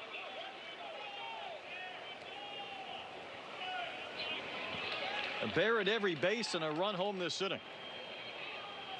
And the 2-2 is poked to third. Becerra will step on the base. Long throw across the diamond, not in time. And Pat, that's not the traditional DP, but again, with 3 infielders moving around a lot, you don't have that normal potential throw to second base, and it results in a run instead of the inning being over. Yeah, and I thought that was a bit of a mistake just in terms of decisions on Becerra's part. I thought so too. Should have gone to 2 there. I think he had a better shot at turning that double play if he'd have gone to second base with it. He chose to go to third. It was probably 5-6 steps away from the third base bag, and that ball was hit hard off the bat of Johnson, but that throw across the diamond, Ty Joe able to beat the throw, and Bears will have that second run. because it also allows Janusek with a long one to tie things up. He has a couple of home runs this year, 0 for 1 tonight. And Mitch Thompson said, you know, he doesn't look the part when you look at his build, his size, but he says the ball jumps off of his bat as good as any Bear on this roster. And the Crawford boxes are an inviting target, as we've seen year in and year out here in the College Classic.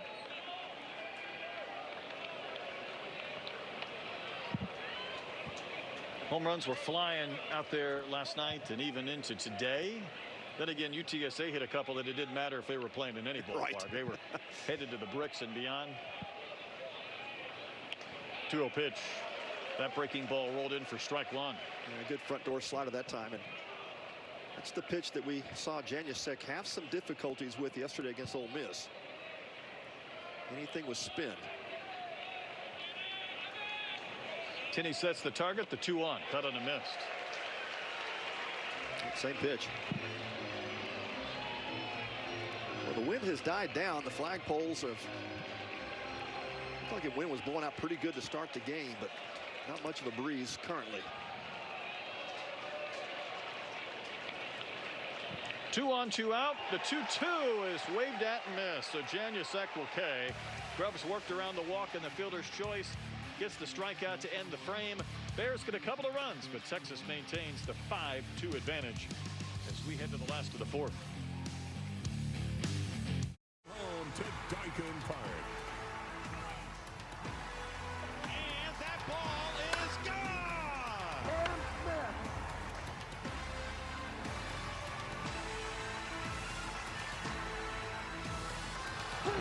Walker Wednesday by the Astros, winning the walk-off.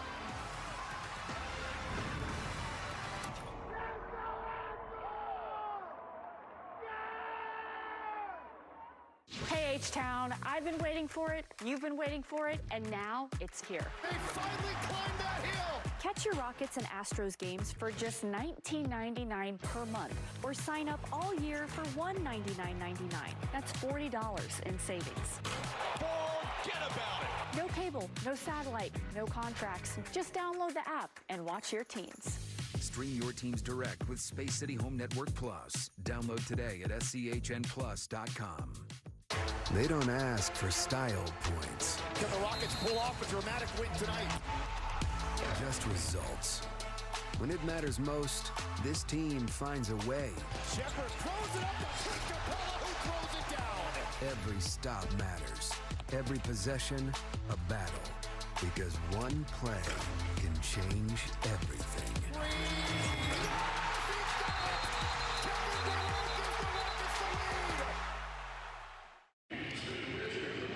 Join the official kids club of the Houston Astros and sign up for the Astros Buddies Club presented by HEB today. The Buddies Club members receive a drawstring bag, a widget hat, widget charms, socks, lanyard, and 4 tickets to an Astros game. Visit astros.com/buddies to sign up today. And I'm not saying you're an old-timer, Pat, but you're an old-timer, and so Well, am thank you. But I bet you were an Astros buddy. I was, yeah. Remember your player? Because everybody seems to remember the player that they were associated with. I do. It was J.R. Richard. Yeah, that's, well, you're a front runner. Oh, yeah. I mean, you went right for the big dog. Big he was. Yeah, he was a towering presence on the mound, but Wasn't the least bit intimidating, was he? no, he was the most intimidating, yeah. Yeah, he was a guy that came out to our Little League and did a little, talk to our teams. Oh, is that right? I got to shake his hand. I'm like, God, that was a bear polish. Not bad. Not bad. He had some big hands, man. I'd like to say when he was at his best, he was the best. Oh, just dominant. Zach Wallace on the pitch. So both of the starters in this game are out as we go to the bottom of the 4th inning. Yeah, Wallace, a transfer in, JUCO product, and you see the 4-pitch mix, fastball 88 to 92. Got a good slider, changeup, and curveball mix. Had a really good summer in the Atlantic Collegiate League. And Bases Presley Corville. Well, at some point he needed to be retired. He started his season 3 for 3, but he grounds out to third on the first pitch from Wallace in the bottom of the 4th inning. yeah, Corville is actually human. Finally got the guy out.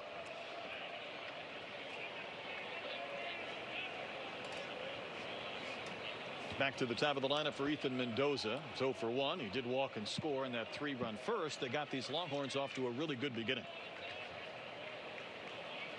I know the Bears would like to have lengthened the outing of Ethan Calder, but just didn't have his great stuff tonight. Only went 3 innings, but gave up the 5 runs. Only 3 of those were earned. 4 hits, punched out 1, walked 2, and his pitch count had creeped up to 67 in 3 innings. That pitch was elevated and spanked in the air to right, and Janusek drifting near the foul line, but able to make the catch in fair territory for out number 2. So a real good beginning for Wallace to calm this game down after the Bears got a couple of runs to the top of the 4th. And that's exactly what Mitch Thompson was looking for out of Wallace, is get a little momentum shift. Bears put a couple of runs on the board in the top of the inning and cut into that Longhorns lead 5-2. Definitely want to get your team back in the dugout, try to continue that momentum. Carson Tinney's popped to second, flied out to center. He's hit 3 of the Longhorns' 15 home runs this season.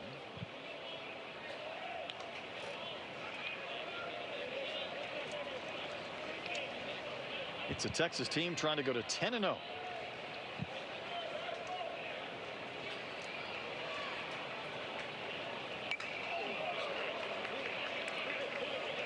Put a good swing on that pitch. Fastball in 91 at the knees. Right on time, just fouled it off.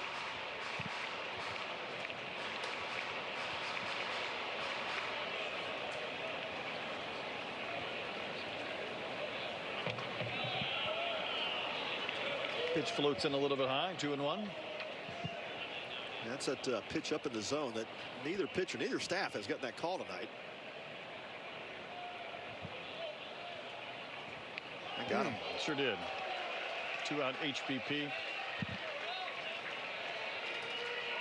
You know, Pat, you were talking about this Texas team trying to put the ball in play more. And, you know, Jim Schlossnagle told us this week, I'm not a big numbers goal guy.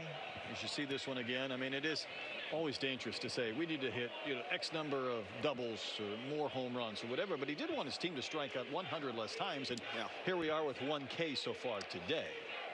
For this Texas team. And when they put the ball in play, Baylor's helped them out with a couple of mistakes. Sure have. That's the benefit of doing that, right? That's the change of the offensive philosophy and saying, hey, guys, we've got such a powerful team. We don't need to swing from our heels on every pitch, especially when we get to 2 strikes. Just put it in play.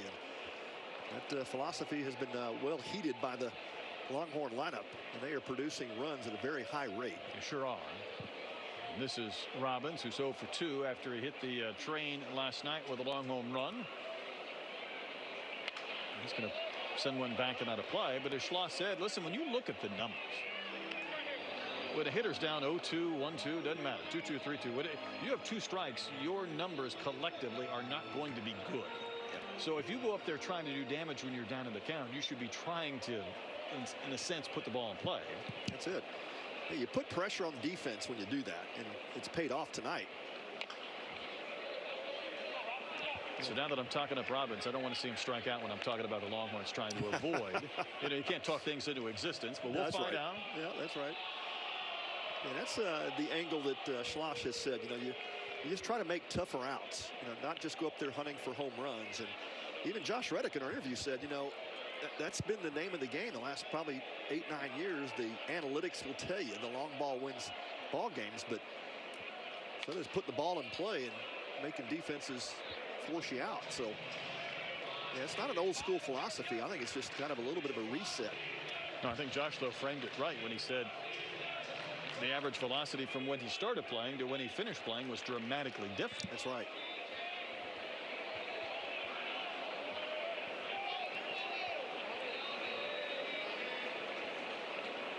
0-2, and that's down in the dirt. So even in this situation, you've seen Robbins foul a couple off, maybe try and work this count back more into his favor. Trying to make Wallace work. Yeah, you force pitchers to make more pitches as well. When you're thinking contact instead of power, you'll get more foul balls. You'll keep at bats alive. But there is a strikeout to end the inning. So Robbins fooled on the breaking ball. Hit batter and a runner left. This game has kind of settled in a bit through 4. Longhorns up by 3.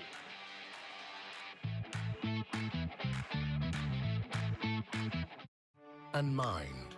When one shows up without the other, the moment stalls. Blue Chew Gold was designed to prevent that.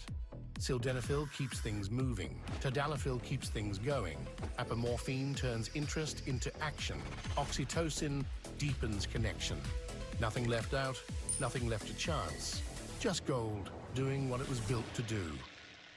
Blue Chew Gold. #1 for a reason.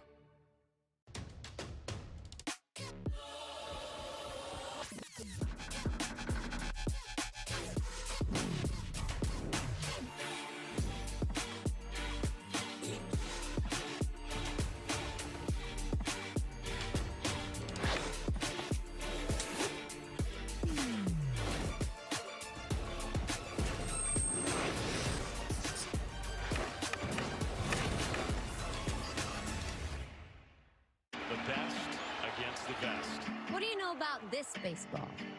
Where samurai swing bats. Here, teammates become opponents. Anyone can be a superhero. And stadiums become orchestras. This is baseball, with nothing held back. Expect everything.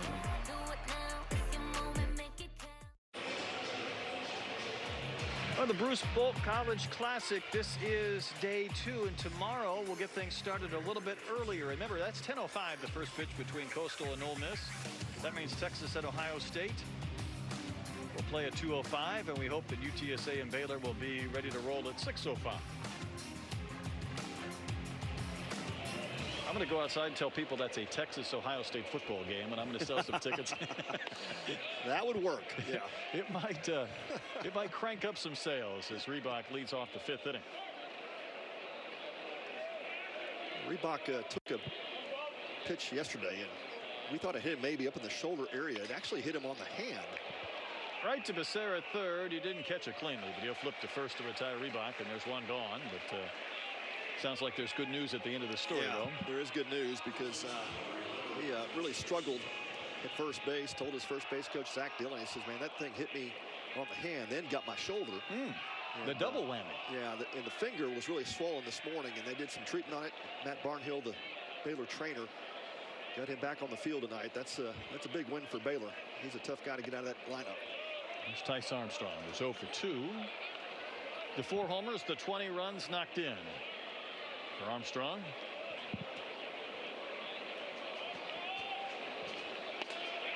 Cubs will deliver one over the inside corner about belt high to get that strike.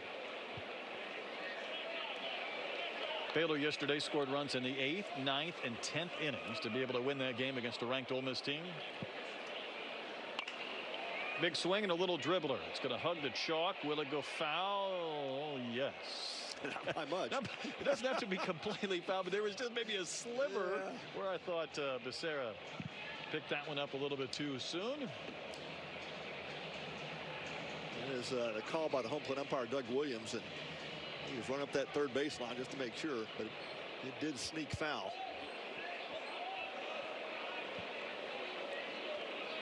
Grubbs threw an inning and 2/3 last night. I don't expect this to be an extended outing for him. See that replay of that ball hugging that line? He sure did ride the chalk. Sarah calmly picked it up.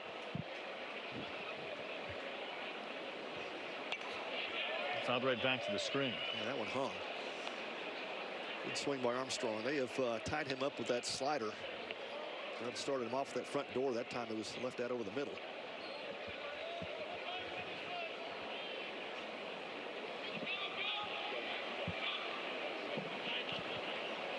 Wave and a miss. A couple of quick outs in the Baylor 5th inning.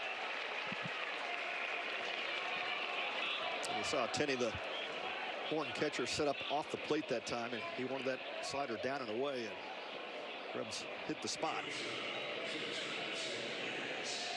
Well, Travis Sanders has come to the plate twice and walked twice.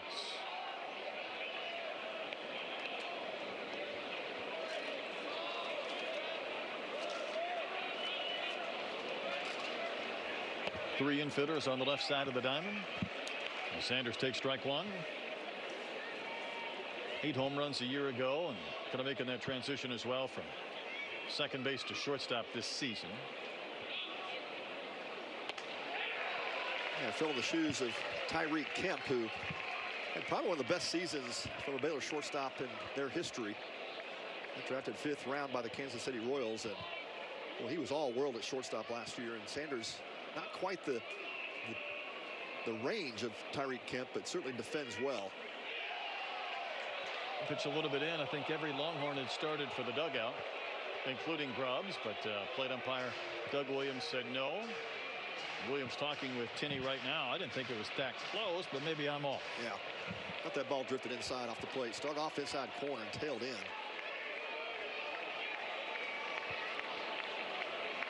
And a 1-2, spiked in the dirt.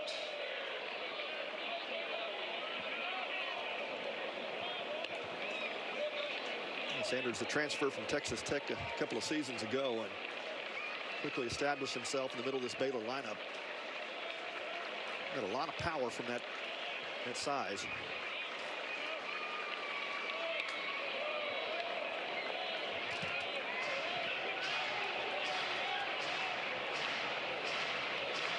Talk about that ballpark in Waco.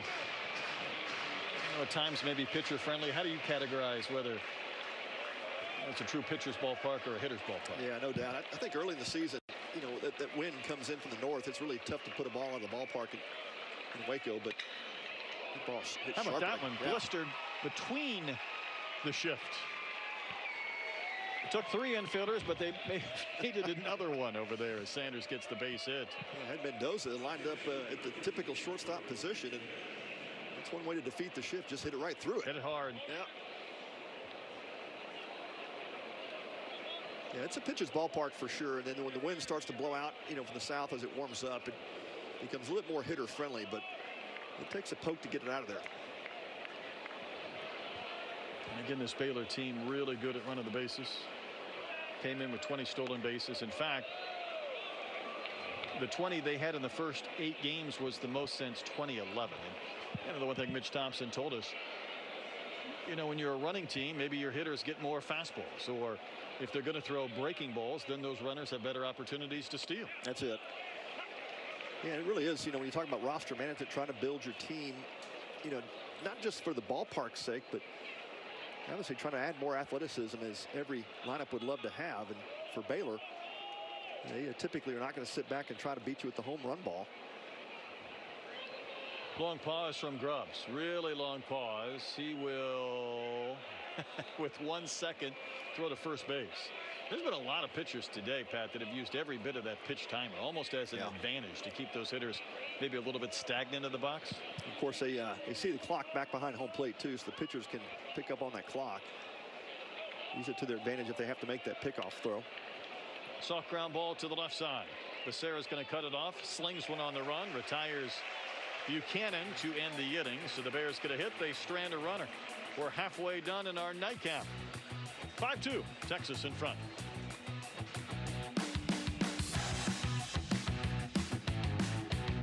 It's the story of the one who doesn't just see a broken dock. He sees lost revenue, a late night, and work stalled to a halt. Thankfully, he has the experience to handle whatever comes his way and has Grainger on his side, offering access to technical product specialists and the scale to deliver fast, so he can keep his business in gear and always moving forward. Call, click Grainger.com, or just stop by. Grainger, for the ones who get it done.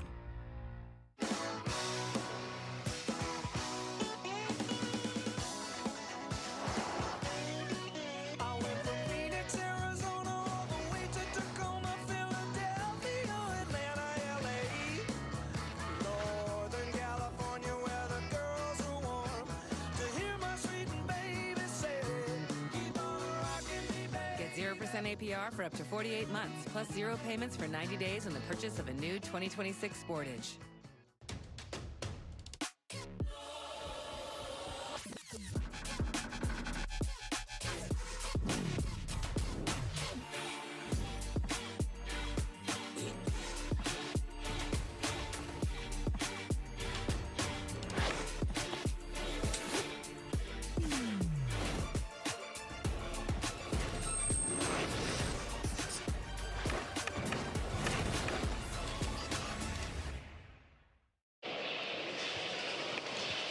Busy day of ball here at Dyken Park for the Bruce Bolt College Classic. Texas Longhorns a winner last night against Coastal 8-1. They lead the Baylor Bears as they get ready to bat in the bottom of the fifth with Rodriguez, Becerra, and Pack Jr. Wallace back to the mound for a second inning of relief. Yeah, Ole Miss bounced back this morning, beat Ohio State 8-0. And Brett, you had the call earlier this afternoon with the UTSA win. I had every bit that call of the 16-10 game. Yes, you did. Yep, Brian Bogasevic and myself, we got 26 runs, and we're missing a catcher here. It does help to have a catcher. Yeah. And Rodriguez was doing his dance around home plate, and then he looked back and he said, well, there's no Buchanan. I can just keep dancing or I can wait. Yeah, home plate umpire Doug Williams was not going to put the catcher's mitt on. No, he wanted no part of that. Yeah, that was a lot of offense in game two. A combined 30 hits, 26 runs. It is a pesky UTSA team. Yeah, they're tough. I mean, Pat Hallmark has just done a tremendous job. Of course, beating Texas last season, that was the biggest upset, I think, in the regionals. It had to have. They got to the Super, and Texas lost at home. Because that was a team that won 22 games in the SEC. Yeah, that was highly unexpected. Well, it's hard to keep the pace up an entire season. It is. You know, with the way Texas has come out of the gate here, and I don't know, you mentioned the run differential. It's just eye-popping and really hard to keep that pace up. But, boy, Jim Schlossnagle has got himself quite a team this year. Up and down the lineup, power, athleticism. I'm having breakfast this morning with some old high school buddies, and I said, this is a, when you see them tonight, they're coming to the game, and I said, you'll see a team that looks like almost a major league type team. That's how athletic these guys look at the plate. And, of course, you know they're going to bring the pitching. Texas with... Right, that's always been a constant. Yeah, top 5 pitching core in the country. Part of what they did, Pat, last year after that disappointing regional is that Schlossnagle and his staff really spent about 4 weeks, including weekends and nights. They just kept an eye on the portal. That ball stroked out to left field, and it will be run down and caught by Snow to retire Rodriguez for the first out. But, you know, that's one of those things where you're just hitting refresh, and you're just looking. And because if someone pops in that you're interested in, you need to evaluate them, check some scouting reports, whatever that may be, and then, you know, get on the phone. That's it. Hit it early, and you know, Nolan Kane does such a tremendous job on the recruiting trail, and made a lot of phone calls. That's not a benefit when you get knocked out that early, but it certainly can be if it can be.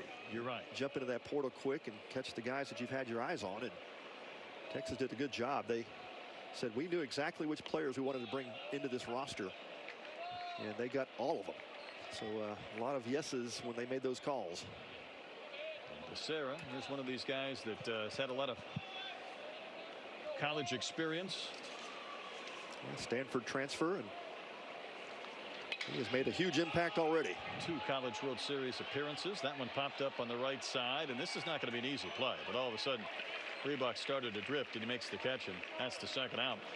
For the most part, it used to be, and I don't know, they've started to alter the portal dates a little bit in some different sports, but you'd be in the regional, and during the day, you'd be checking the portal while you're preparing for the biggest games of your season. And this was a couple of years ago. I had a coach tell me that I'm talking to 24-year-olds and kids out of the class of 2024 at the same time. Yeah.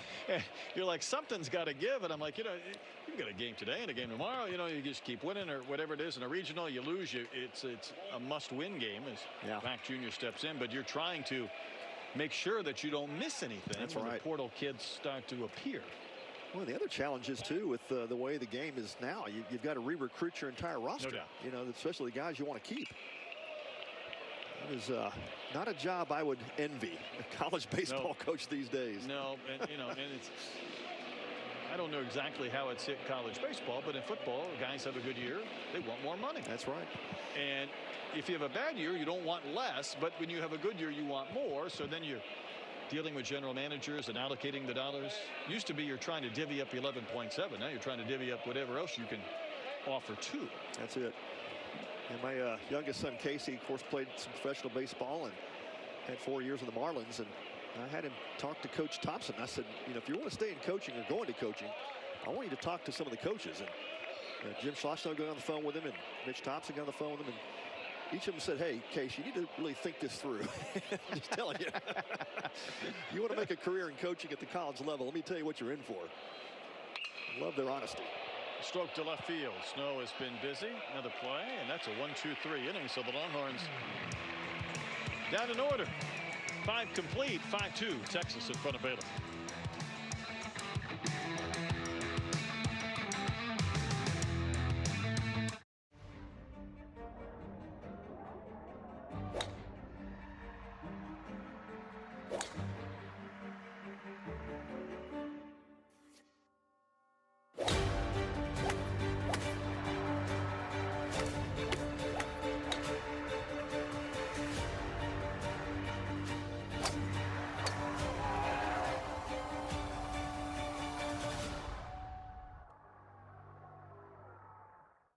H-Town, I've been waiting for it, you've been waiting for it, and now it's here. They finally climbed that hill! Catch your Rockets and Astros games for just $19.99 per month, or sign up all year for $199.99.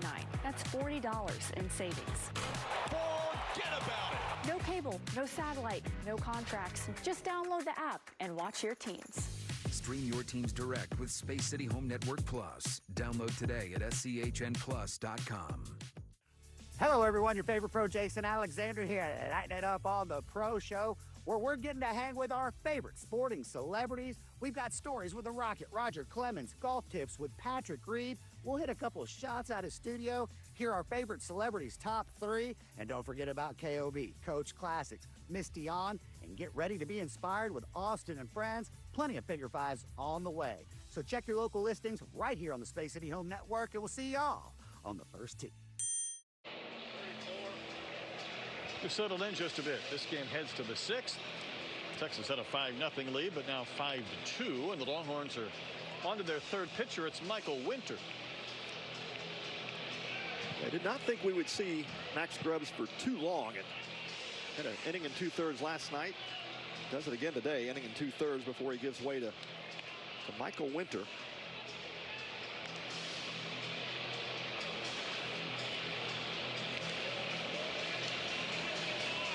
See the stat line on Winter, and get to get up an earned run. 3 punch-outs, 2 walks in his 2 appearances. 3 innings. Talk about all these young men from the state of Texas. Well, Winter comes from Prairie Village, Kansas. Went to Shawnee Mission East. Daughter was playing a college softball tournament in Shawnee this weekend. I'm sure it was not near as nice as it was here weather-wise. Right. Yeah, good guess. Yeah, Winter's power arm. He'll be mid-90s with his fastball, and has a good slider. Could be a rotation depth candidate. Maybe get some midweek starts. Hunter Snow will lead off. He did score a run, but he reached on a fielder's choice back in the 4th inning. Got a low pitch to handle and taps it foul.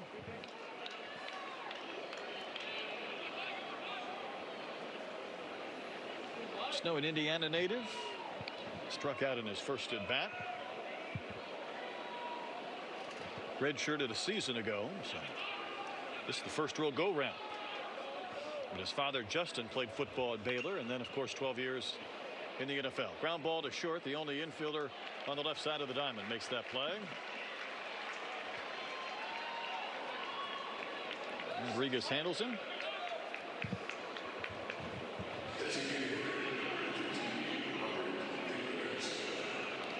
You know, with these extreme shifts, you've got players obviously playing different positions on the infield, and Rodriguez holds his spot at shortstop. They bring the third baseman Becerra over to second base, and they move their second baseman into kind of shallow right field. And you always wonder, how do you score these things, right? So if your third baseman makes the play at second base, is it a 5-3, or is it a 4? Nope. you go with the player, not where he stands. That's right. Just you look down your scorebook, you go, yeah, that was a sharp ground ball to second base, and that was the third baseman that made the play. This is John Ewens who's going to pinch hit. Waco kid batting for De La Garza. Tell you what, there's a lot of people that come out, and I'm sure there's Astros fans that might not see a ton of college baseball, and in part kind of exposing this game to them, and anxious for the season to start. Maybe people that can't travel to spring training. But you see the shift, which you don't see at the big league level. You see unlimited pickoffs, which you do not see at the big league level. So it does have a different feel. It does. Just got to learn the rules if you typically watch MLB. Still a great brand of baseball. I keep thinking, though, at some point that there will be some push from the major leagues to do a little bit more of modifying the shift or taking away the possibility of doing that, just because of the difference between the pro game and the college game. Well, that's oftentimes what we've seen in the past is you'll have a major league rule implemented and then the colleges will eventually get there. Because the one thing I think I see at the SEC level, and keep in mind there's a AA team in town where sometimes I feel like on a weekend where they're both playing, there's more pro prospects that have a chance to go to the majors that are playing in the SEC game than in the AA Texas League, because of the quality of talent. As Ewens fouls another one back, and what you're seeing is guys that play at the college level can move fast. That's exactly systems. right. Yeah, the development at this level in college is just so entirely different than it was 15, 20 years ago. And you look at any Power 4 type conference setup, and especially SEC, Big 12, ACC, you're going to see a AA level brand of baseball. And quite frankly, it's probably one of the reasons why there aren't as many minor league teams, because the colleges and these high power programs are doing a really good job of developing players. And some of that is even the strength and conditioning coach and the nutritionist and everything they have available. Yeah. Way different game. You look at this Texas bullpen, for example. You're not going to see an arm under 95 on the gun. It's major league level velocity. Now, the refinement is the pitchers who develop their secondary pitches, learn command. And that's what gets you to the big league level. It doesn't matter at any level of baseball. We have a pitch timer on a 3-2. We did. Sure do. That's going to be ball 4. So Ewens was fouling a couple of pitches off, but he will take the walk on the pitch timer violation on a 3-2 situation. And Jim Schlossnagle, mustache and all, wants to come out and talk to Doug Williams. Now, Pat, what would he be arguing here? There should have been a reset? Yeah, I think he's saying his pitcher stepped off the back of the mound, and Schloss is making that argument that why didn't we get a reset on the clock?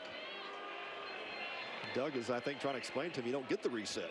No, he's not, said Schloss. I don't ever heard from Doug Williams. Yeah, he's not going to win that argument.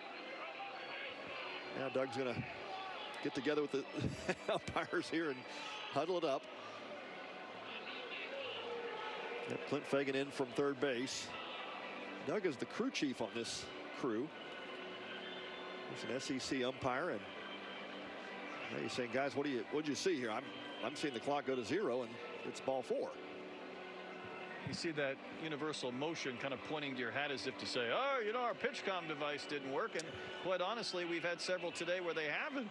Yeah, well, they didn't make that call. If that occurs, and the pitcher can simply point to his hat and say, hey, we had a problem with the communication system. But you got to let the umpiring crew know that in advance. You got to have the universal sign for being helpless. Like you throw up your hands. That's like, it. What? Yeah. Help? You know, a pitch timer violation here or there is not a big deal. On a 3-2 pitch, it feels a big deal. Much more meaningful. Yeah. Yeah. Now one swing of the bat puts the Bears down by 1 run. And this is Clements. He's walked it, grounded out to third. Wave and a miss. If I would have told you when you were pitching at the big league level, and I'd say, hey, Pat, in about 20 years or so, we're going to have this device that you can put in your hat, and it will talk to you and tell you which pitch to throw so that we don't have to put signs down from the catcher. You would have said to me? I would have laughed. You said, what? Yeah, you got to be kidding me. Why would you mess with that kind of tradition? You know, now the base runners can't pick your signs and signal into the hitters, and what's the fun in that? Then I could have said, Pat, listen, if you don't want the device in your hat, I could put a wristwatch that would indicate the pitch to throw that you could check before you climb up on the mound. That's a wave and a miss, strike 3. Yeah, 3 straight sliders off the arm of Michael Winter, and that does in Brighton Clements. That is a nasty pitch. 2 gone for Ty Johnson, the center fielder. Drove in a run with a ground out in the 4th when Texas did not turn the double play, and that's the last time Baylor has scored. In fact, the last run we've had in this game. Becerra creeping into the grass from his third base position, and Borba playing in front of the base at first. And now they have, well, Tenney finally got up from his crouch and said, "Hey, Doug, we got a problem with our pitch comm." He said, "I'm not hearing anything." They just changed the pitch comm. Max Wiener went out to the mound and gave him the replacement device, and now that one's not working.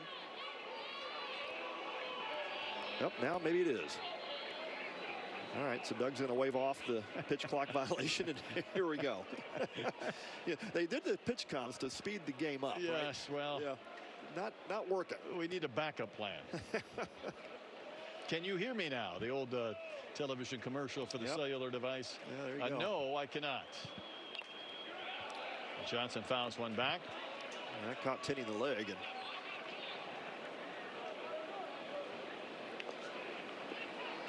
a chance to walk that one off.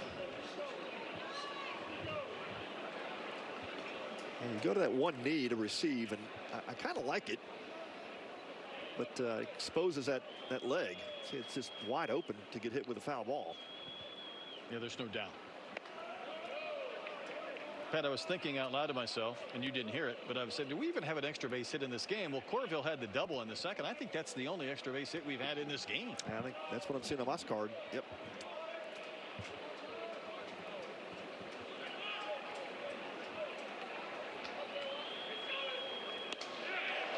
Boy, that pitch snapped in for strike two. Yeah, the old adage, just wild enough to be effective. Texas walking 7 Baylor hitters tonight. On the Baylor side, they have allowed the 3 free passes, make that 2, but they've had a couple of, well, 3 errors thrown in there. Texas did the shift in full motion. They were running as the pitch was delivered. Strike 3, inning over, so there was the walk on the pitch timer violation, 2 different visits for the pitch comm device, and no runs come across. 5-2 Texas after 5.5.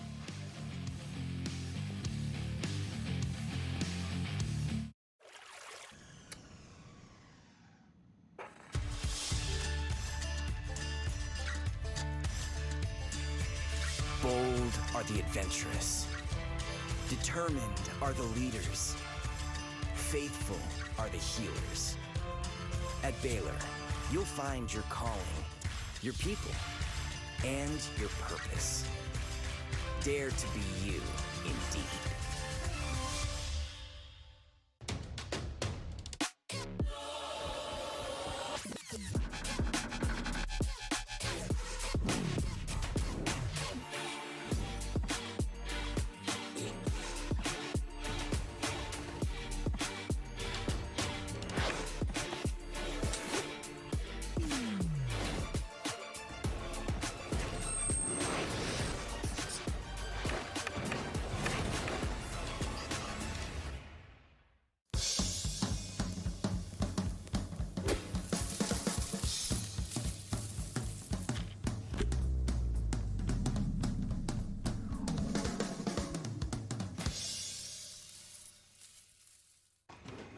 You can't guard me? You need a break to L tonight. Do you need a break? Come on! Ben! Your mom called. Looks like you're stuck with us tonight. Let's go! Give me a shred. Dyken Park will host Pool B play for the 2026 World Baseball Classic presented by Capital One. Get the USA, Mexico, Brazil, Italy, and Great Britain here from March the 6th to the 11th. Visit Astros.com/WBC to get tickets now.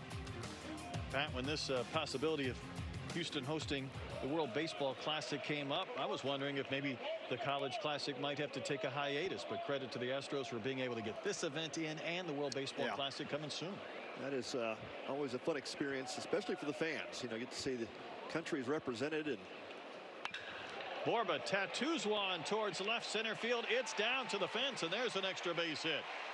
Borba, who had a safety squeeze RBI his last time up, rifles one into the gap past Snow. Well, you just mentioned that there's only 1 extra base hit. Now there's 2. That was a bullet off the bat of Borba. Was a hanger. Yeah, hanging slider. Drifted over the middle of the plate. And Hunter Snow could not knock it down and keep it in front. Ball shoots by him towards that Baylor bullpen. Pat, I meant to ask some of the Astros staff if they're going to pull up this turf and put down a new turf with such a short turnaround time for the World Baseball Classic, but wouldn't surprise me if that's the case, as Duplantier will bat. Came on defensively about an inning or so ago, but I mean, that's a lot of baseball and a lot of activity in this building. No doubt. The field here at Dyken Park looks spectacular, and had the roof open all weekend, and it'll be open tomorrow morning as well. It's just love outdoor baseball here in Houston this time of year. Bunt popped up, hit the top of the screen, hit the guide wire, and lands back in the seats. You, of course, played for Team USA, though, back in the I did. Back in the glory days. 87, 88. Won the silver at the Pan Am Games in 87 in Indianapolis, and then we won the gold in Seoul in 88. And no better feeling than putting the USA on your chest. Yeah. That throw to first wasn't handled by Reddick. Wallace bounced it, and of course, when you're not normally over at first base, it just feels a little different. And I thought Reddick might kind of pin it against his jersey, but he couldn't come up with it. Yeah, it's going to go down as a fourth Baylor error. It'll be a sacrifice bunt for Duplantier, but it'll be an error on Baylor. And now men on first and third, no outs here at the bottom of the sixth. It's a tougher grab. That second baseman covering doesn't have the benefit of the first baseman's glove, and certainly made a difference there. And this is Corville, who's doubled and bounced to third. So hit me with some of the names on that 88 Olympic team, Seoul, Korea, that we would certainly remember. Yeah, well, our #1 starter that year was Jim Abbott.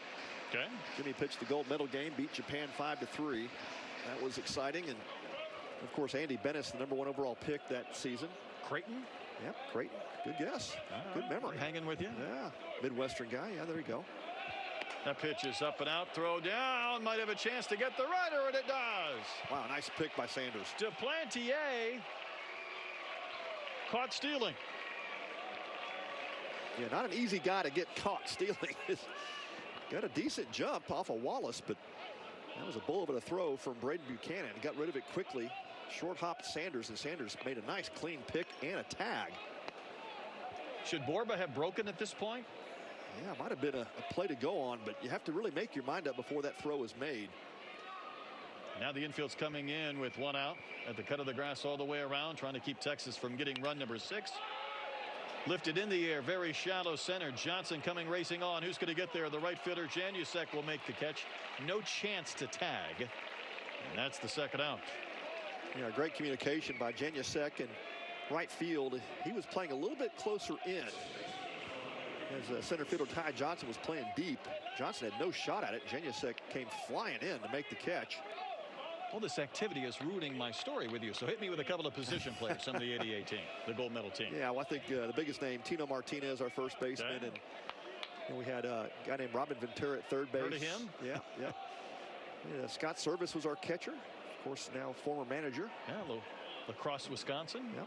Here's Mendoza. That one's outside. I think it was Coon Valley, Wisconsin. That was his hometown, okay. But yeah, Lacrosse is close. And we had a guy named Tommy Goodwin out in center field. Played many years for the Dodgers. Ted Wood. Okay. A little bit of big league time. Giants. One of the better players we had in college baseball at the time was our second baseman, Ty Griffin, but did not make it to the big leagues. With the Cubs, correct? That's right. Yep. Ed Sprague out left field, but also played some third base. And Dave Silvestri at short. Pitching staff, one more name you'll know, Big Ben McDonald. Oh, absolutely. Yeah. 2-0 pitches high, 3-0. That was one of the best stories that was relayed during the documentary about the coaching legend there in LSU. Oh, yeah, Skip Bertman. Yeah. Skip would tell the guys, he would say, listen, all of you guys need to go to class because of all of you, there's only one guy who will make it in the major leagues, and his name is Ben McDonald. So the rest of you go to class. Well, he was right. That's right. The rest of you think you're going to play, and you're not. There's going to be one. It's Ben. So the rest of you have to go to class. And our closer, big leaguer, Charlie Nagy. There you go. Charles Nagy. Yeah, he was nasty. Oh, Cleveland. Yep. 3-1 pitch, high ball 4. kind of walking down memory lane, but I think it's kind of fun because, again, you played on an Olympic gold medal team, and we'll see if baseball can find its way back into the Olympics. But the World Baseball Classic, in a sense, has kind of taken over that international competition mantle. It really has. And, of course, Olympic baseball back now, but that World Baseball Congress is just so fun to watch. And, there is a different feeling. I'll tell you this, when we put those colors on our chest, representing your country, and Snedeker makes his way out for a mound visit here, but gives a chance to talk about, remember the old reliever Tug McGraw. So Tug, Phillies closer that won a World Series. And we went up, we were playing in that Philly area, and they had Tug come out and speak at a dinner. And he told all of us to stand up as he was finishing up his speech. And he came around and touched every one of us and said, guys, let me tell you what you are. You are the representation of the United States of America on the baseball diamond. He goes, you will represent our country, you will win, and you'll show our country pride. I mean, it just gave you the shivers, Goosebump action. Oh, right man. Yeah. Yeah, we believe in you guys. You're going to bring back the gold. Carson Tinney bats with runners on the corners. Where does the gold medal reside in your this house? Is it on display? Is it locked up? Well, I wish I could say I got one. So, when I was on the Olympic team, they were forced to make 2 more cuts just prior to the game, so we were alternates. So I was considered an alternate on the team. Didn't get the medal, but we got back. We all celebrated. I got a gold medal ring. But yeah, I didn't get the actual medal. That was quite disappointing. But that's a rip-off right there. Yeah, let's correct this injustice. It was a second year of demonstration, so it was a demonstration sport. Yep.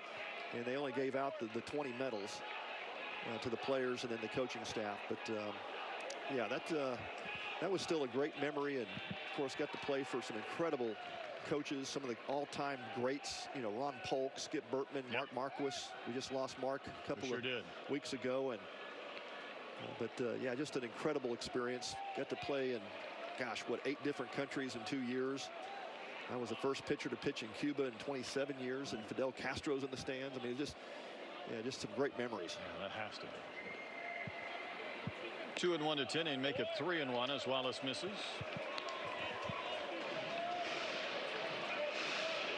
I think they've done a fun job putting together the Team USA roster for this World Baseball Classic, because you need a mix of guys that kind of are your glue guys in addition to your regulars. I mean, you can't have just a ton of starters and have guys sit and miss time. That one fouled back to the top of the screen, but it's really tough when it comes to navigating pitching, because you're always worried about that event going max effort early in the month of March. No doubt. I think they've done a good job with the roster management for that WBC. They allow the pitching staffs to be expanded. I think it's now 14 pitchers they can carry. So you're not having guys go 7-8 innings. You'll see a starter maybe go 5 or 6. Runner goes on a 3-2, and Tinney will pop it up back and out of play, and Mendoza's going to have to return. We'll do it all over again.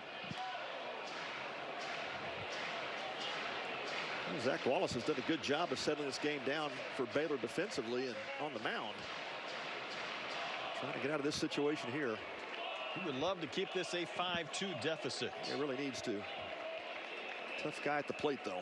Mendoza will run. Another payoff pitch. Hard hit on the ground. Big bounce to Sanders. Straightens and throws. In time at first. Inning ends. And a couple of runners left on for the Longhorns. They've not scored since the 3rd, keeping this game within reason for the Bears through 6.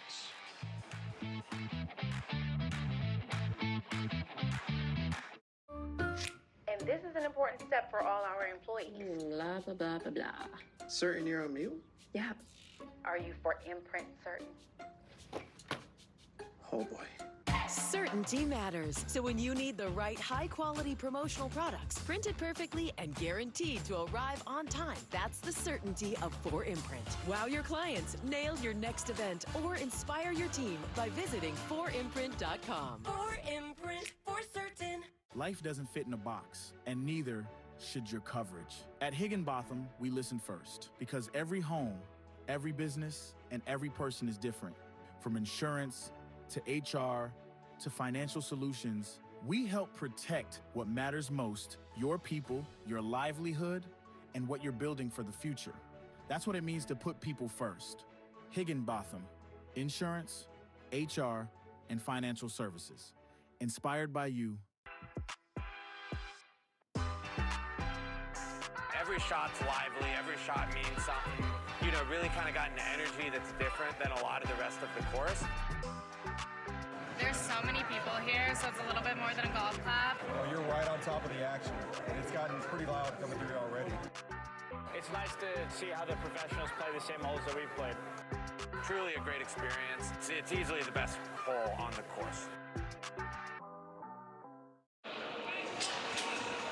Well, Bobby Dynamite taking it easy tonight. He hasn't had a lot of activity. Last night he was in play in the Texas game. Yeah, he was ducking. That's what he was doing. He's a bell ringer and a whistleblower and the train driver here at Dyken Park. By the way, I just checked. He has 19,000 plus Twitter followers. Wow. I mean, that's a big deal right there. Bobby Dynamite, 19,000 plus. Well, they had to take out some more insurance after that home run by Robbins last night. Yeah. I mean, when that thing hit the train, it didn't just hit and deflect. It rattled around a little bit like a pinball machine before it dropped. All over the Twitter sphere today. MLB, I think, posted it as Janusek will bat. So, you know, we had a home run here a long time ago from the Hispanic Titanic Ivan Melendez. Oh, yeah. Lucan Baker hit one over the train tracks as well. We were there. We saw it. Didn't we have a walk-off grand slam from Baylor? Tucker Cascadden. There you go. Beat Boy, I A&M. think maybe came back and worked here for the Astros. As a photographer, yeah. Some good memories in this tournament. We've got a lot of them. Yeah. If we haven't done half of the 26, meaning 13 years, then we're close, and we'll get there next year. And I was trying to think of all the networks we've been on. We've been on 6 or 7 different networks, including Fox and whatnot. There's a ground ball to third, and Becerra will not get the speedy Janusek, who reaches to begin the 7th inning. Yeah, great job by Becerra. Had to make that run on the throw across the diamond, and it's just the speed of Janusek as he gets jammed on that fastball up and in. We saw him tracking down that fly ball last inning. Had to go a long way. Sure did. Well, he turned on the wheels that time. It takes one more base runner to bring the tying run to the plate. Yeah. Well, you look back at that first inning, Bert. I'm telling you, if Baylor doesn't play as sloppy and didn't pitch as sloppy as they did, this is a 2-2 ball game. No doubt. Reebok takes strike one. Second inning of work for Winner. Now, this is a Baylor team that, record 6-3 at the moment, but lost a couple of games last weekend against Purdue, and then, had a really tough match against Southern Mississippi, and had both those teams on the ropes. Just could not complete the victory. And the Purdue one hurt. The Purdue one hurt. That was a 5-0 lead early, and they just coughed it up late in the game.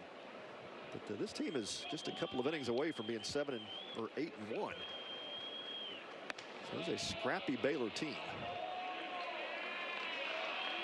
Win last night and yesterday against Ole Miss felt big. The emotions are even stronger when they face Texas. But you're right, they give up 3 in the first and 2 in the second. And trying to fight their way back into this one. Pitch timer at 1 when Winter delivered, and he's not been close on a couple on this sequence.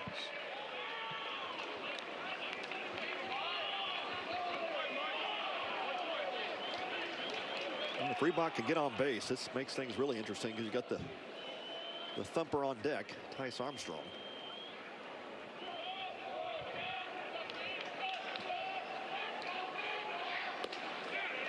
And that is ball 4, and the walks continue. An infield single and a walk, and the tying run will come to the plate in the presence of Armstrong. Horn catcher Carson Tinney tried to frame that up. It looked like it was just off the plate outside. And this does set up the tying run at home plate. The guy that leads Baylor in home runs.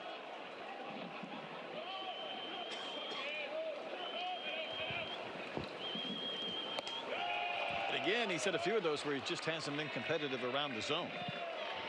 He's getting underneath that cutter, and Tinney's going to call a timeout here, and he makes a little mechanical adjustment. That arm is dropping, and you can see that cutter. He's just kind of losing it. Up and into Tice Armstrong, but it was up and away a couple times to Reebok. And a little cut fastball, he was drifted in for a strike. He just suddenly lost the feel of that pitch.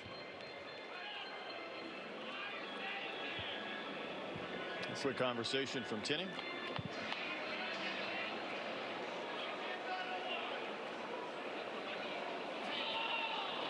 That was one of those coach-fed, player-led conversations, and now Schlossnagle out. Yeah, good timeout by Tinney, and I think we're going to see a pitching change here as Schloss not liking what he's seeing with Michael Winter at the moment. Going to bring on the lefty.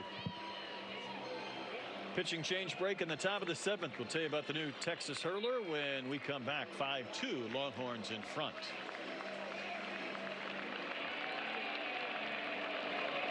There's a feeling all over the park. John, I can't get Jurassic Park back online without... Whoa, this place is awesome. By the way, you should have plugged this in. Well, this is going to be a lovely weekend. If you like pina colada. I'll take it. My arms are longer. Do the roar again. A whole new species of Wi-Fi at the same price for 5 years. According to Car and Driver, the Honda CR-V does everything right.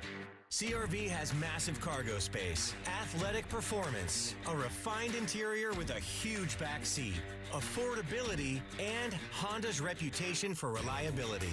Maybe that's why the Honda CR-V's made the Car and Driver 10 Best list 4 years in a row. Right now, well-qualified buyers can lease the Honda CR-V starting at just $279 a month. Honda, proud partner of Team USA.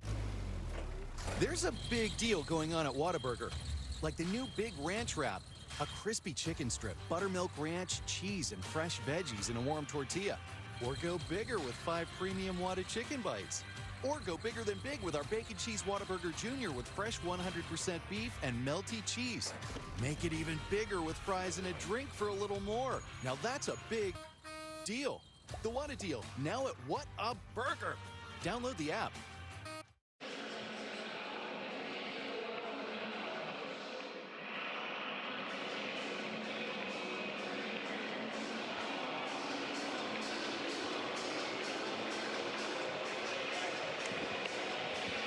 Hayden LeFew is on to pitch, and this is a Wake Forest transfer. A couple of years there at Wake, and a season ago, Pat. 27 appearances. He had 59 strikeouts in 34 innings. Yeah, he's got great stuff. He'll be up to 93, 95 with his fastball, and really good slider changeup combo. And yeah, he's the real deal from the left-handed side here. And had some command issues in the fall, but feels like he's kind of worked on that, worked it out. He's only made one appearance so far for the Horns through 2/3 of an inning. Didn't walk a hitter. He did not give up a run. He inherits a 1-0 count. Our photographer has to get off the field, so he's working his way to the dugout as Armstrong climbs back in. We should see a steady diet of sliders to Tice Armstrong. Gets one there. The top of the zone for a called strike.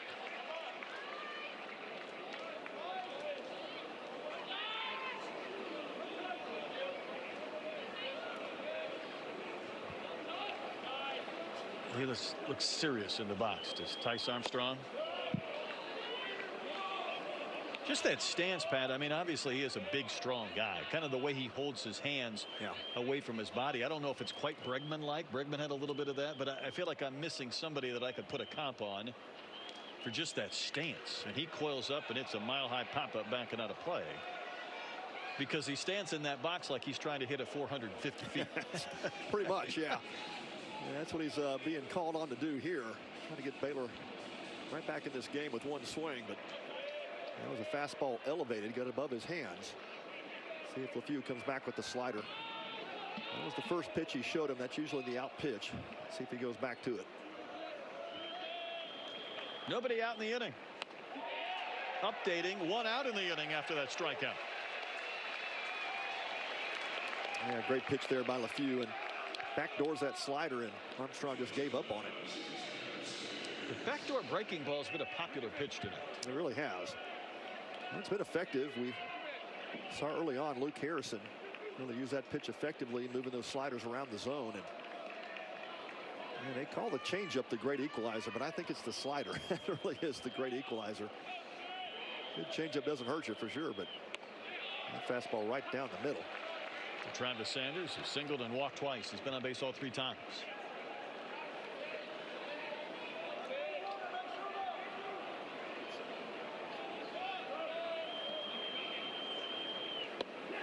There's the change. Pulled the string. Yeah. That's the nasty changeup.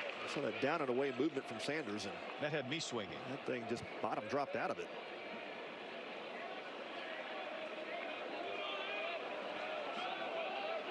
So after the strikeout to Armstrong, Sanders quickly down 0-2. Well, that's some life on that pitch. Wave and a miss. Yeah, about 92 up and in, and Sanders not able to catch up to it. Yeah, that had a little extra mustard. You could kind of hear LeFew give out that verbal from here. And again, I mentioned his numbers last year. Wake Forest, 34 innings, 59 strikeouts. Well, he's faced 2 batters, struck out 2. This is Buchanan. And right in the heart of this Baylor lineup, too, is interesting. The analytics on Texas's side, bringing a left-hander face their top 2 home run hitters. They must have liked the matchup. That's not something you see every single day in that situation.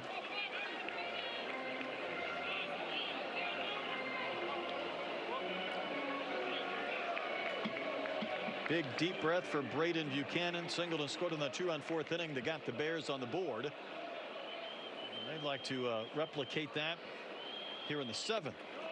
What a job by Tenney. Good save. He lost his mask, his helmet, but he didn't lose the baseball. That was a slider that just kind of lost the grip on during the pitch, and Tenney had to go high to get it. Uh-oh, we got more equipment issues. There's an earpiece in there somewhere. He might be making a salad or something. I don't know what he's working on. He's got it back and get that earpiece in there. We're going to need a 5th umpire just to be a technology advisor. 2 balls and a strike to Buchanan. Cut on and missed. Had there a little life, a little movement on that pitch? Yeah, that looked like a 2-seam sinker. That pitch moved down and away. Good life at the bottom of the zone for LeFew. Some life in this ballpark with the Texas fans. 2-2, runners go! Strike 3. Pat, what an inning for LeFew, coming out of the pen and striking out all 3. Yeah, that's the guy that they thought they were going to get from Wake Forest, and he comes in and does a job for the Horns. Ends that Baylor rally. Nothing across. Texas maintains the 5-2 lead as we go to the bottom of 7th. Kids, want to be a part of something big? Join the Astros Buddies Club, presented by HEB, the official kids club of the Houston Astros. Members 12 and under get 4 tickets to select Astros games, plus awesome gear, a drawstring bag, a widget hat, socks, shoe charms, and a cool lanyard. You'll also have chances to be a part of exclusive experiences like autograph sessions, clinics, parades, and more. All this for just $45. Sign up at astros.com/buddies and become part of the team today. Hey, H-Town, I've been waiting for it, you've been waiting for it, and now it's here. They finally climbed that hill! Catch your Rockets and Astros games for just $19.99 per month, or sign up all year for $199.99. That's $40 in savings. Forget about it! No cable, no satellite, no contracts. Just download the app and watch your teams. Stream your teams direct with Space City Home Network Plus. Download today at SCHNplus.com. It's back. Yep, baseball is back. And it's time to warm up with spring training on Space City Home Network. Time to get back in sync with all your favorite players and get to know the new guys too. What's up, Sean? Yep, see it all come together. Astros Spring Training is on Space City Home Network. Presented by Whataburger. I have a feeling all off season people just stand up about 9 o'clock, somewhere between 9 and 10, and sing Deep in the Heart of Texas, just to maintain that off-season regimen, to be ready to go for the 7th inning stretch. We go to the bottom of the 7th. Baylor has made a call to the bullpen. Luke McLeod is on to pitch.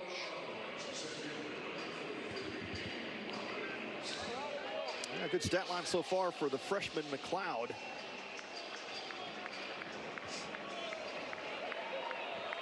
Three strikeouts, no walks. Well, I'm going to try to keep this lead at 3. Give Baylor a chance, but McLeod becomes the third pitcher for the Bears. This is Robbins leading off the inning. Hart to the lineup for the Longhorns. They've stranded 6. The Bears have stranded 9. And again, 4 Baylor errors have factored into this game. But this one's not been put away by Texas. They have not scored since the 3rd.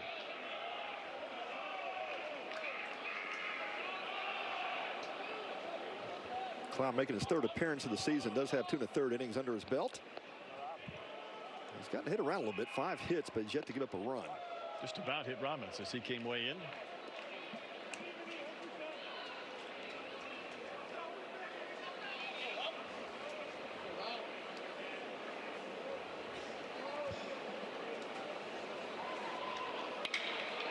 High fly right center. This ball starts to carry back to the fence and not quite enough. Janusek found the wall, Pat, so he was able to turn around and make the catch. Yeah, that ball just died. I thought it was going to get out of here, and Robbins put a great swing on it. But him power to all fields and puts it on display there, just a few feet short of the wall. Janusek made a great play, went back, found that wall, and took a couple of steps in to make the catch. Always helps to find that wall first before it finds you. Yep. Adrian Rodriguez has scored a couple of runs for the Longhorns today, and he's 1 for 3. Flower Mound, Texas sophomore. Batting cleanup tonight.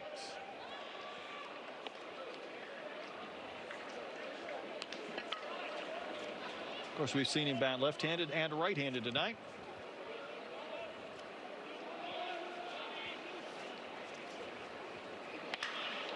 He drives one out to right. Janusek back. He will get there to make the catch at the edge of the bullpen. That was a good break from Janusek. That ball seemed like it had a chance to start to travel, but Rodriguez is retired. Yeah, right up against that Texas bullpen, and yeah, good job by Janusek to track that ball and immediately turn those hips towards the fence. Got back quickly. Well, using that great speed out in right field. A couple of good catches back to back. This is Becerra off a 2-homer game yesterday. Scored a couple of runs tonight, but is 0 for 1.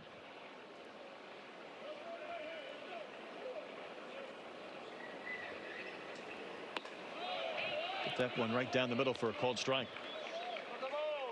Texas 4 homers a night ago. They've had 5 hits this evening.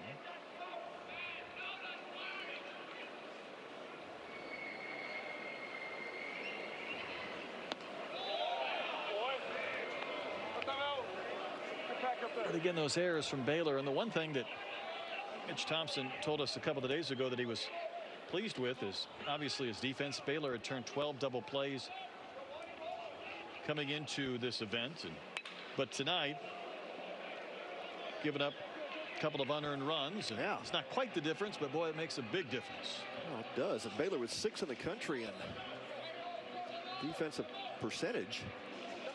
They have 4 errors on the board tonight. I think they had 4 errors coming into the tournament. 1-2 is fouled back and out of play. That's going to reach the upper tank.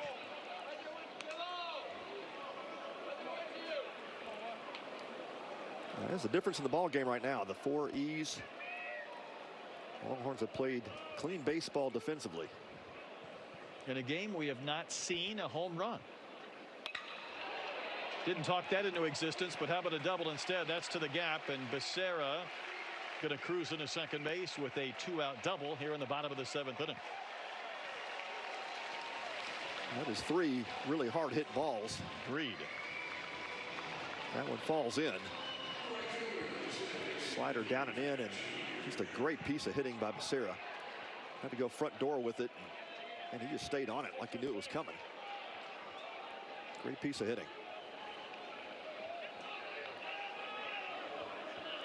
Longhorns wouldn't mind scoring some runs. Again, it has been since the 3rd, the last time they pushed run across. And here's Anthony Pack Jr. And he has driven in 3 tonight with a couple of singles. 2-run single in the first. The ball stuck by Janusek, went all the way to the fence. Run scoring single in the 3rd. And one of the concentrations for Baylor in terms of roster management was Sean Snedeker able to find some better arms for the bullpen. They do have better depth, as Baylor has shown that tonight.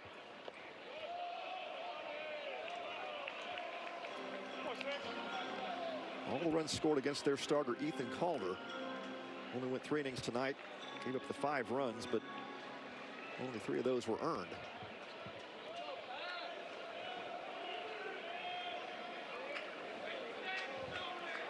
Two-out double by Becerra here in the 7th inning.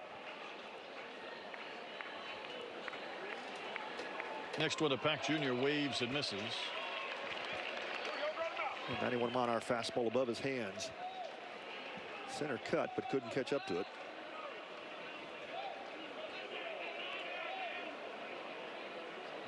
They call him Pac-Man or Backpack. Well, they're calling him the RBI guy today. Did he offer? Quick appeal to third, no swing, says Clint Fagan. Able to check on a pitch that was outside. And good run on that fastball from McLeod. Indeed. Some good carry on that pitch, and see if he goes right back to it. The 2-2 further outside, but Pack got a piece of it. Send it foul down the line, out of play.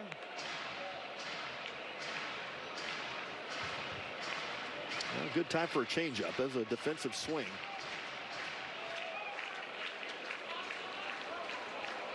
There's that grip. See if he throws that pitch. And one slider instead. Another one at the backstop. A free base for Becerra, who trots to third.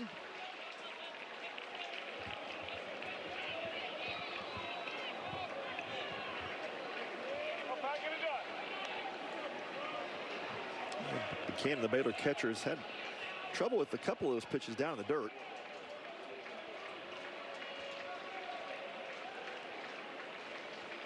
Pack waiting on the payoff.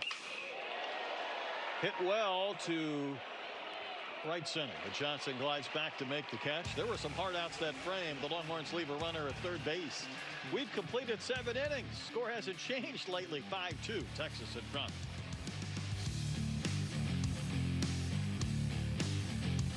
Have established who we are. Gets you excited about what's to come.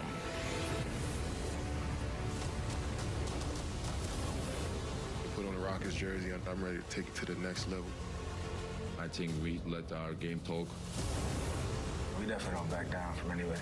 We're not going to let nobody go out there and punk us. We know what it takes. It's time to show it.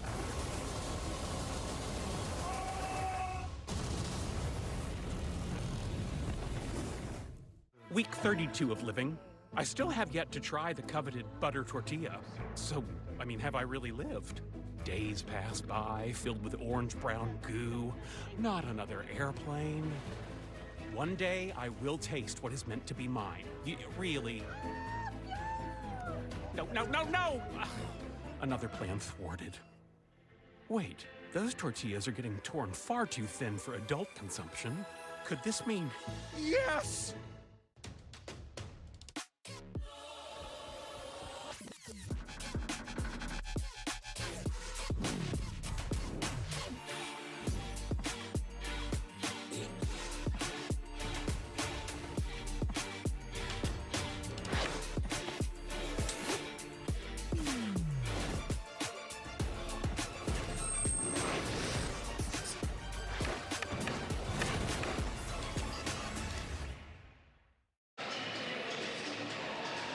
Gorgeous night here in downtown Houston. 65 degrees, roof open, outdoor baseball. Baylor and Texas renewing some hostilities, but this has been a game, I don't know if I'd say dominated by the pitchers, because we've seen a lot of walks and whatnot, Pat, but haven't had a lot of big swings. But the Longhorns maintain this 5-2 lead as Ethan Walker comes in. Yeah, you said it. It's only a few extra base hits this game, so pitching staffs have dominated. Difference in the game is Texas playing better defense so far, and I'll go with Ethan Walker. So Walker becomes the 5th horn arm on the mound, making his 3rd appearance of the season. Walker has pitched 2 1/3 innings, giving up a hit and 1 strikeout, holding opposing hitters to a 125 batting average. Tell you what, they come out of that bullpen one stash better than the other. This might be the best of all. We got a little Wyatt Earp working here. with Walker. Hunter Snow to lead off. A lot of room on that side of the diamond, and Snow will just push one down the line, and Duplantier with the bobble might mean an extra base, and it will.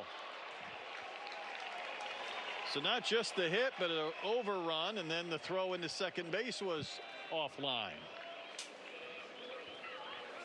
A nice job by Snow defeating that shift. It'll be a single, and he advances to second base on the E7 from left field. So Baylor gets their leadoff base runner, exactly what they need. They do. Need some more.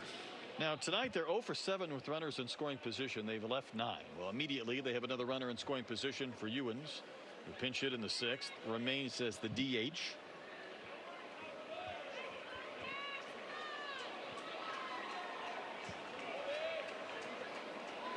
Well, Ewens is going to turn around and hit right-handed for the first time. Actually, they're going to bring on a pinch hitter. Looks like Cash McDade. It is. Sneaks into the box, and he will send one foul down the line and out of play.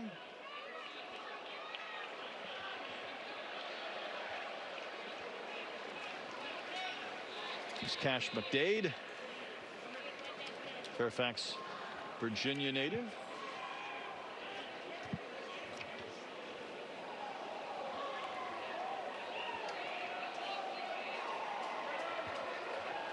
Third on the depth chart at catcher for the Bears, and little inside move action. Bears recruited McDade as a elite defender with a questionable bat, but he has turned it around. He's flipped it. He's actually become a pretty good hitter, they said, in the last few weeks. You won't turn that down. Yeah. Ball's tagged out into right center field. Robbins will get there and make the catch. No, will tag and advance to third as that throw comes in. And there's one gone. Good swing by McDade. Almost punched that ball into right center. Long way to go for Aiden Robbins, but he gets there in time.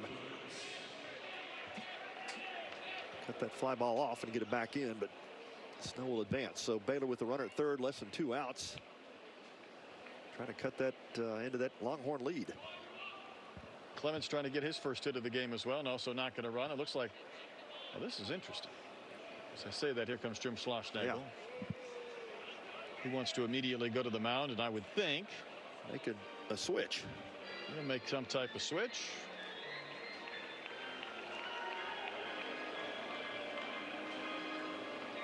I don't see any more footballs flying around in that bullpen, but they were going early. But they've been too busy throwing baseballs as of late. Pitcher number 6 about to come in the game for the Texas Longhorns. Will break. There goes the stash. There goes Walker. Still 5-2, top of the 8th inning.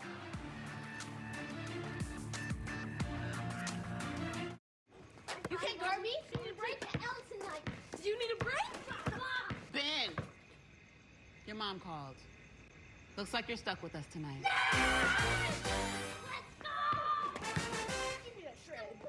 Insurance companies want you to settle and settle fast. Do not settle. The Nava Law Group will get you what you deserve. We've won millions for our clients. Make the one call that can change your life. DoNotSettle.com. With investing options from Navy Federal Credit Union, Rob feels financially at ease, which means he can worry about other things like landing this fish. What if the fish is really big? What if it's not a fish? What if it's treasure? What if the treasure is cursed? Rob has a lot of things to worry about, but as a member of Navy Federal, his finances aren't one of them. Become a member today. Navy Federal Credit Union. Our members are the mission. Reliant is the home of free electricity, so your home can be the home of epic bedtime stories. Beginning with the Flex Your Credits electricity plan, which gives you your 2 highest use days free every week automatically.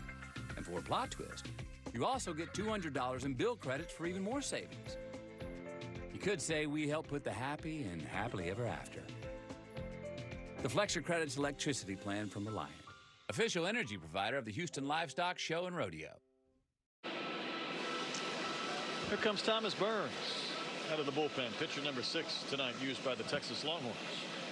I was hoping we get to see Burns flip it up there because it's a big-time power arm.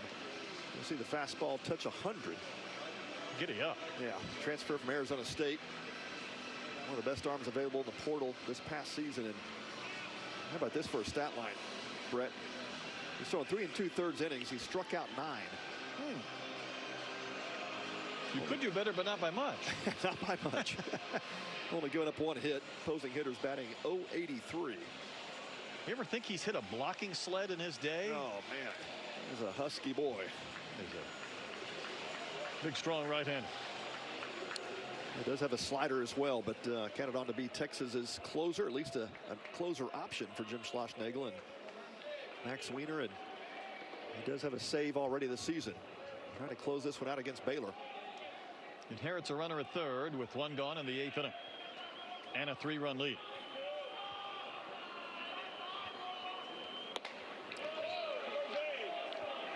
How about a slider at 91?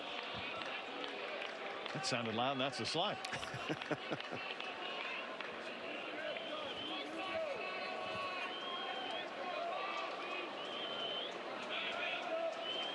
Sets that glove right at the belt.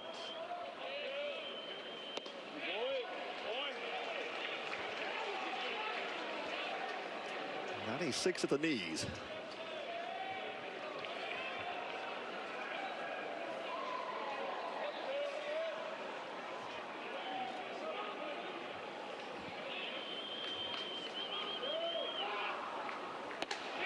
Wave at a miss. Yeah, 97. That fastball's got some carry on it, doesn't it? Wow. Yeah, you're not going to make contact in that location with that type of velo.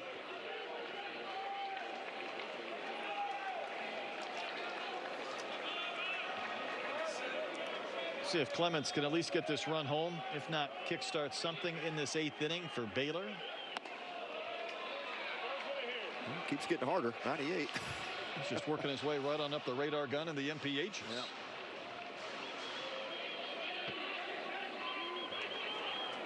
Brian Clements looking for contact here. Runner at third, less than 2 outs, trying to put one in play.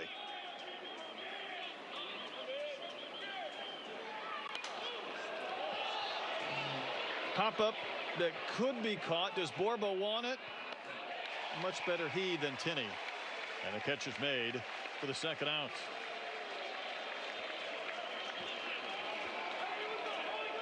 Well, Clemens caught up to one, but couldn't get it out of the infield. And Burns did not get the strikeout, but he'll take the out. He'll take the out. Last night, Texas pitchers had the most strikeouts in a game since 2015 when they had 19 against Oklahoma State. And it was impressive. Remember, Riojas alone had 11. They had 17 last night, 9 this evening. Now it's up to Ty Johnson. Drove in a run with a ground out back in the 4th.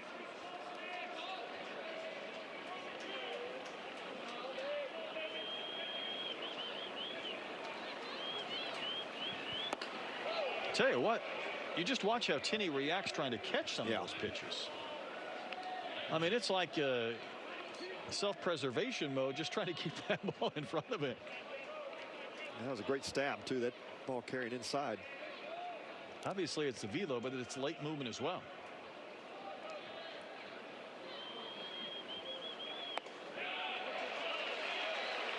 A changeup at 86.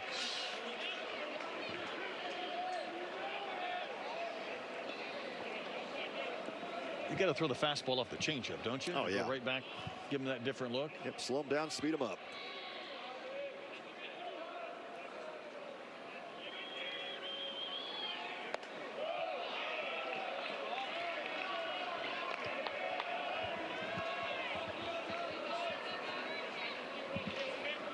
Well, advantage count for Ty Johnson.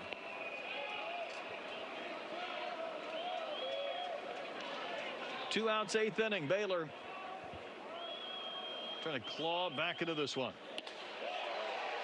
Wave and a miss, sitting 98. Yeah, it's just a power fastball. Right back and said, see how far you can hit it.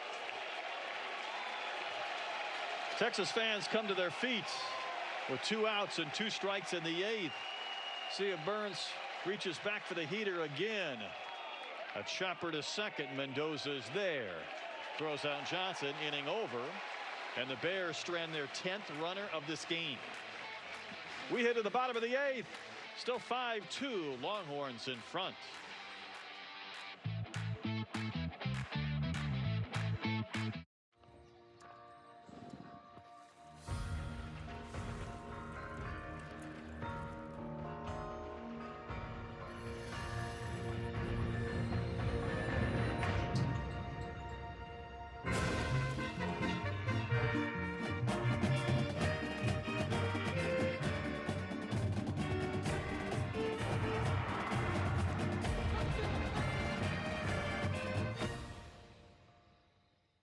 '26 is already heating up, and we're giving you the ultimate head start.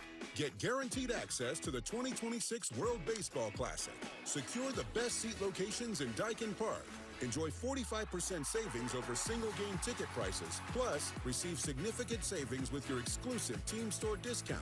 And don't forget about your exclusive invite to season ticket holder experiences and events. Visit astros.com/season tickets for more information. Get confidence on the course and in the bedroom with Blue Chew. Blue Chew. Blue Chew. These chewable tablets come in handy as everything is super efficient, easy, and all done online. Blue Chew. Blue Chew. Blue Chew. Blue Chew. Everything better with Blue Chew. You could have a bad round on the course, but a great date night with Blue Chew. It'll be at your door before you know it, and so will she. Go to BlueChew.com. Blue Chew.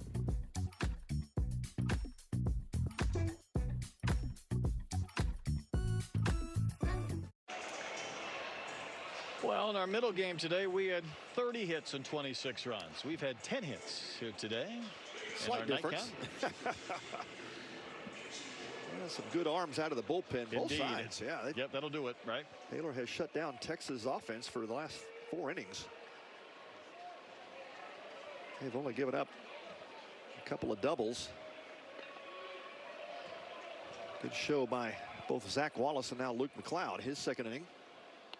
Borba's got a double, also a safety squeeze bunt and an RBI.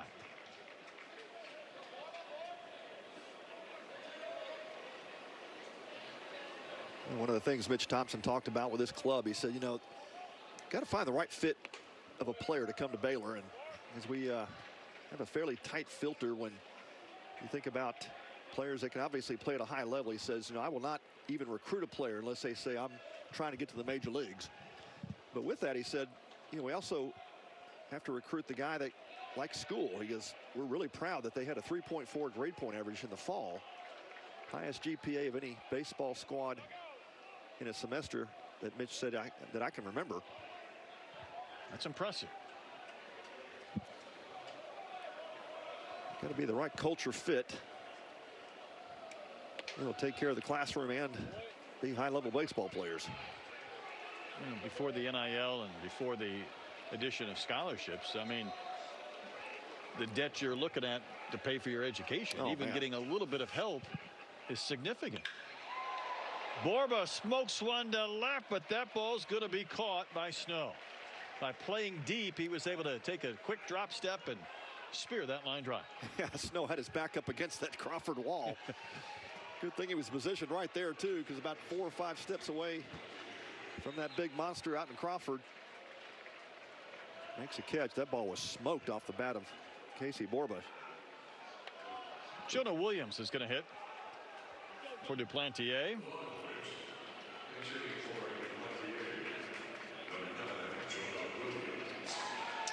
Started the game yesterday, did Jonah Williams. Was on base 3 times, hit into a double play. Bats with the bases empty, 1 out in the bottom of the 8th inning.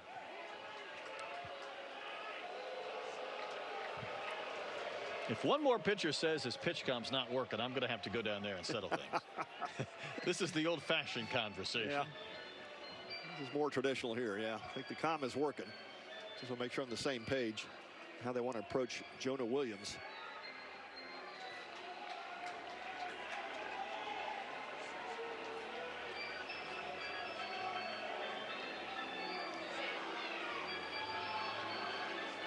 It's 5-0 Texas after 3 innings.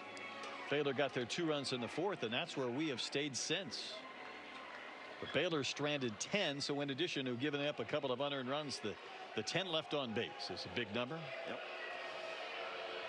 That is one key difference in the game, and then the defensive miscues by Baylor. Now Mitch Thompson was having his catcher just slow the game down a bit to give his reliever a little bit more time to get loose.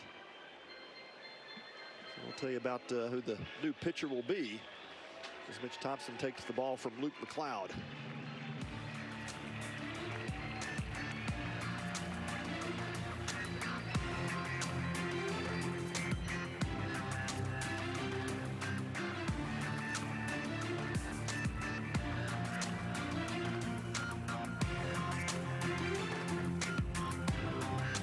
Imagine you are him or her. Like them, you have a lot to manage. Houston Methodist has a lot to offer. Convenient primary care for annual upkeep, personalized orthopedics to keep you going, and a cancer center with the latest technology and treatments, all in one manageable system so you can thrive. That's the difference between practicing medicine and leading it for you. Houston Methodist, leading medicine. With the new IHOP value menu, all your breakfast faves, like pancakes, eggs, and bacon, are just $6 every day. Cheesy scrambles, French toast, and omelets with pancakes, all $6 each. The new value menu, every day at IHOP. Hi, Alice. I'm here for Your new prescription? Your refill. Indigestion again. Aisle 3. Joint support. Aisle 6. Uh-oh. Aisle 5. Vitamin C, aisle 7. Let me call your doctor. Your insurance. Your grandkids are growing like weeds. Snacks are on aisle 9. Go ahead. See you next time, Alice. I'll see you. A fuller life deserves fuller care. That's the human kind of help. Walgreens.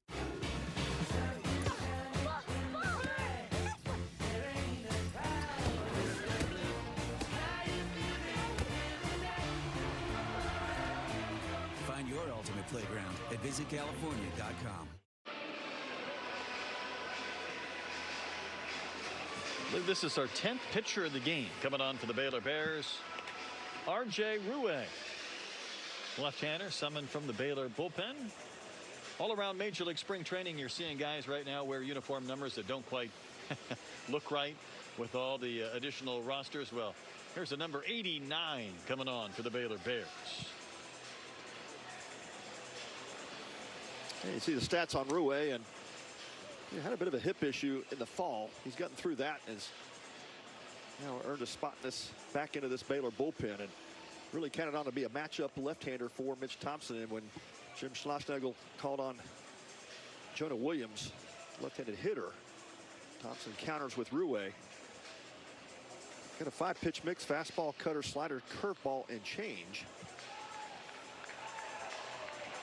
That's more like starter type repertoire than I would say. Back into the bullpen. So Jonah Williams was announced as a pinch hitter, and then Baylor went to the bullpen to bring on the lefty, and Williams will still hit. He is the third different Longhorn to be in this spot in the batting lineup.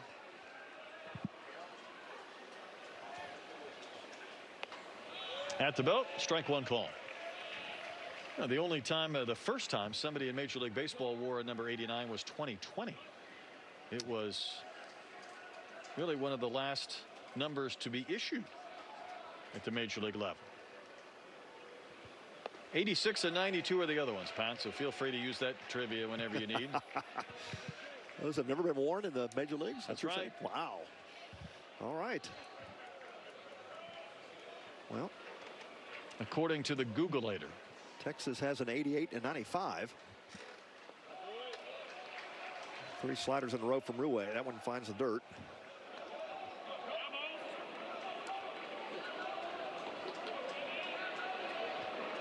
Yeah, you and I played. We were limited to like 1 through 14. Which one do you want? There was always a battle for those numbers, right?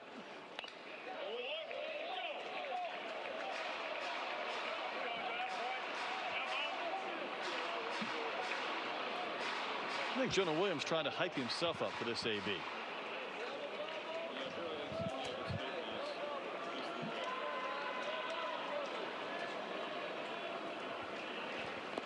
Wave it a miss. Ruwe won the battle, but going to require a throw to first base. It's one of the few times you saw both athletes at the green safety base, both the first baseman Armstrong and Williams. And it's allowed in a case like that when you're in scramble mode, but it looked a little bit unusual. Yeah, it did. A little awkward there, but Buchanan had trouble handling that pitch in the dirt, and then couldn't get his handle on it when he went to grab it. That caused Tice Armstrong to sit up outside on that green bag. And wouldn't it be something if we had a collision on the safety base, which is there to minimize collisions? Exactly right. That would not have been good. And Corville takes strike one. Yeah, I like the addition of that extra bag at first, but it does bring a little bit more nuance, especially in a play like that. My kid played for Coach Shoemaker at UT Dallas, and his son Braden played at A&M. And when they came to Arkansas several years ago, he was involved in a collision at first when the first baseman's reaching. And you know what, I met Coach Shoemaker. I said, you know, I was there watching that. And he said, well, I was there waiting to see if I had to drive the next day to go watch him play or whether he was going to be out for a while. Because as bad as it was, it could have been even worse because, you know, you have one of those scramble modes. The throw takes the first baseman up the line, down the line. All of a sudden, you're at full speed, and you got two guys that just don't see each other until it's way too late. That's it. We've seen some really bad injuries there. You know, first baseman getting their arms broken and seeing a concussion on a runner. Cliff Floyd involved in one of those, maybe? Yeah, I think it was, yeah.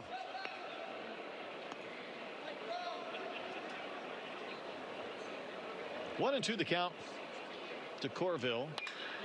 And that ball's going to be shot out to right center field for a base hit. So Corville came in 2 for 2 on the season. He's 2 for 4 tonight, making a bid for more ABs. He's pumped up. Just a great at bat for Corville, and it goes back to that philosophy, right? You get the 2 strikes, cut your swing down, gets the curveball, goes down and gets it. Hit it where it's pitched. Yeah, that's exactly right. That's a pitch you can kind of swing from your heels on. He stays inside of that curveball and shoots it to right center.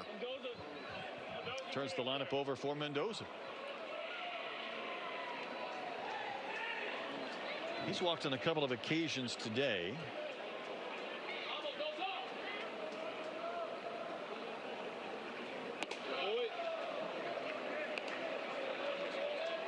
He walked and scored in the first.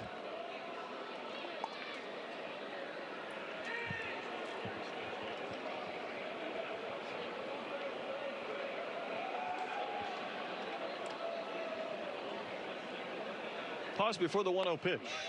It's on the outside corner for a called strike. Looking ahead to the Baylor 9th inning, they will have the top of the lineup. We'll see if that's a 3-run game or whether Texas can add to this lead before the Bears bat in the 9th.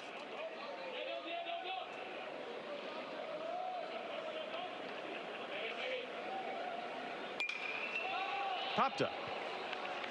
Behind the bag at second. Shortstop Sanders there with a one-handed catch to end the inning. So to the 9th we go. Bears need 3 to tie, trailing the Texas Longhorns 5-2.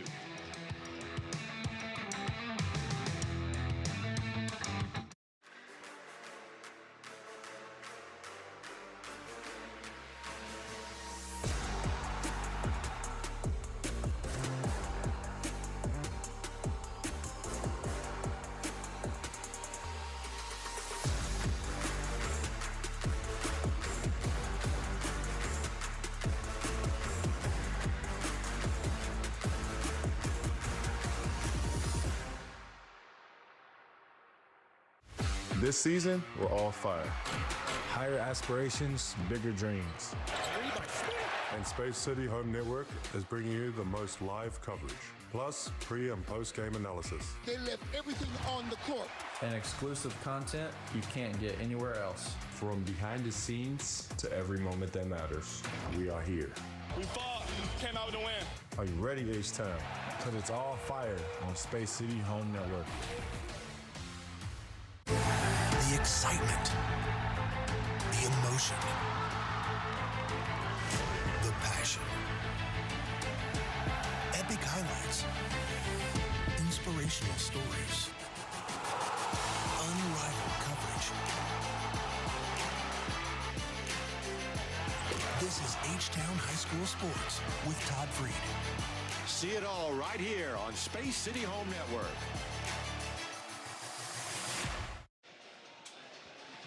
Started with the safety base in college baseball. Was it a year ago? Yeah, it was last season. Yep. I say that one's kind of covered in dirt and mud, but we go to the 9th inning, and I would imagine at some point that will save a pretty big collision.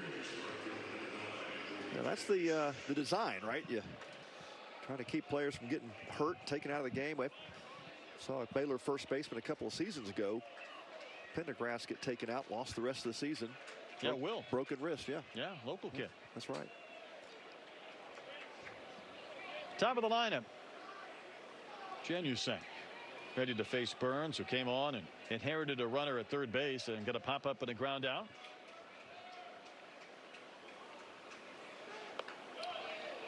Fires one downstairs at 97 for ball one. Tomorrow, remember, we start an hour earlier, and these Longhorns will be in the middle game against Ohio State.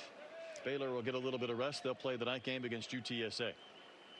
Coastal and Ole Miss will crank things up. This one's coming back at us. A little bit too high. That was tracking right between you. I saw you get and up. me. Yeah. Made a quick movement. Boy, you're quick. Quick on your feet there.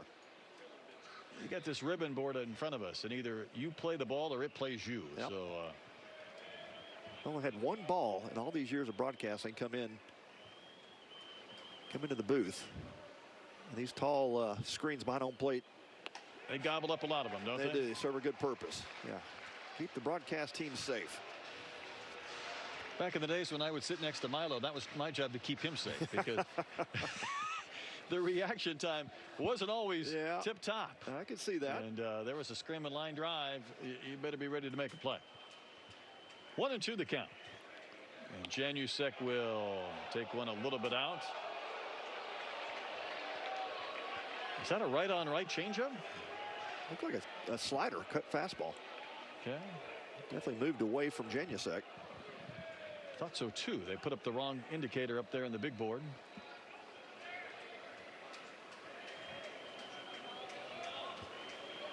Burns will deliver, and not close on that one. The count has gone full, so one way Baylor can make things interesting here in the 9th is get some free base runners. And he tried to throw that fastball through his catcher, Tinney. Yeah, he reared back for a little extra. Let's see if he goes back to that slider.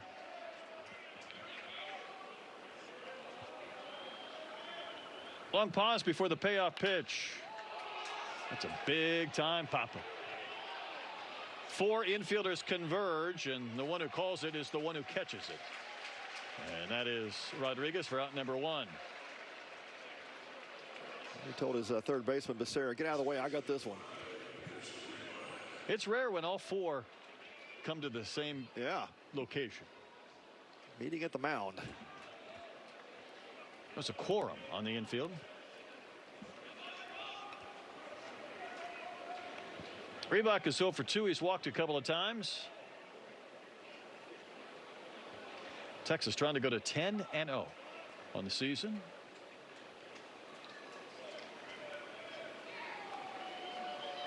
It was back on Tuesday that I think 4 teams in the top 10 all dropped midweek games.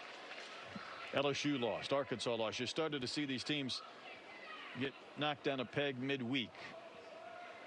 It's hard to run off 10 straight wins to start a campaign. Sure is. Yeah. UCLA was one of those that lost, I think. That's up and in.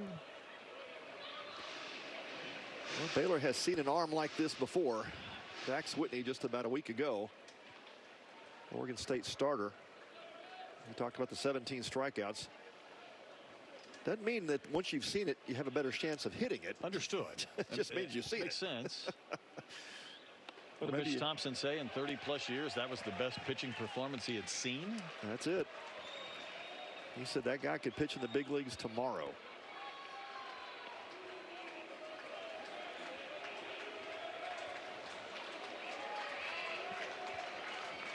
One and two.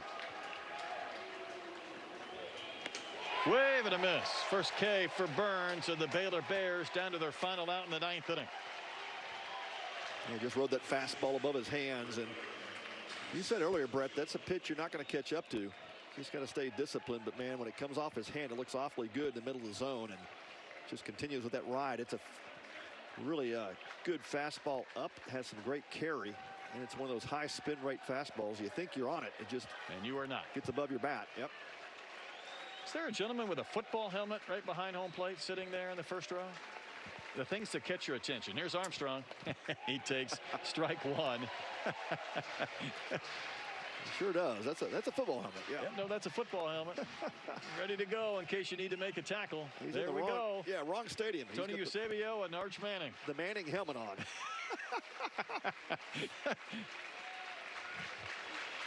0-1 pitch. A little bit off the corner.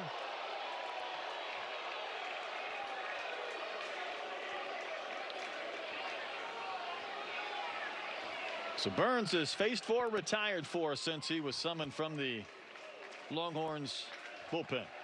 Bears down to their final out.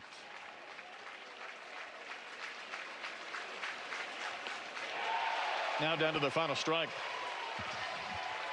Yeah, good slider there. Well, you got to get geared up for that fastball at 98. Then he drops that slider in on you. It's just not even fair. It is not. That's the same phrase I would use. Texas fans up on their feet. And the pitch not close. He's reared back a couple of times trying to pop that radar gun, and that was 99, so he accomplished that, but he didn't get the pitch in the zone. He couldn't finish with triple digits in a K, could he?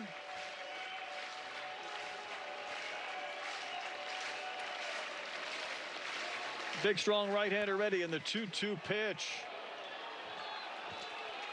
That was 98, a little bit up and out, and the count has gone full. Yeah, just a couple of overthrown fastballs. Trying to get that strikeout.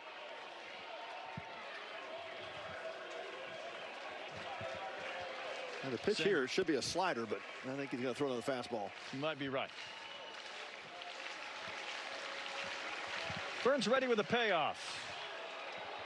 Hit in the air and foul, and not a play into the Longhorn fans here at Dyken Park.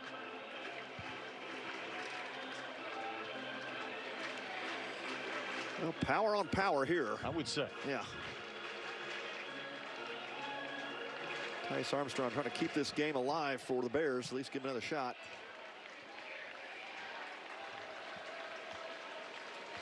Outfield deep and straight away against Tice Armstrong.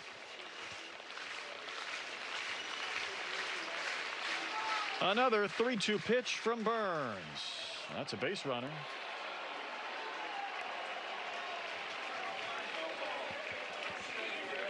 And it brings up Travis Sanders. Kind of felt like a couple of times, Pat, he just tried to get a little bit too much in that sequence. A little too much. You got to figure, you throw 90 upper 90s. You don't have to try to overthrow the fastball. Just got to hit your spot. It's already hard enough. And Sanders has had one of the 4 Baylor hits when he singled back in the 5th.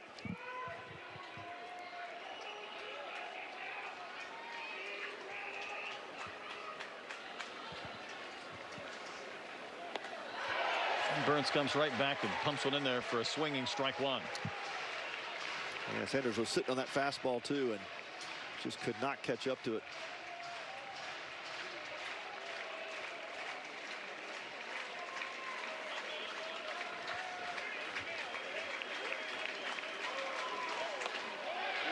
Burns misses a little bit down.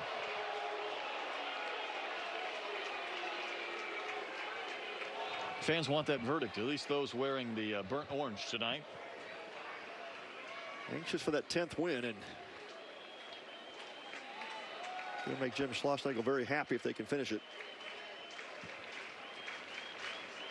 Sanders will wave and miss, so once again the Bears are down to their final out and final strike in the 9th inning. Baylor has stranded 10 men today in the game, so that's been a big number. Potentially 11 if Burns can retire Sanders to end this one. And once again, the fans just stay on their feet here at Dyken Park.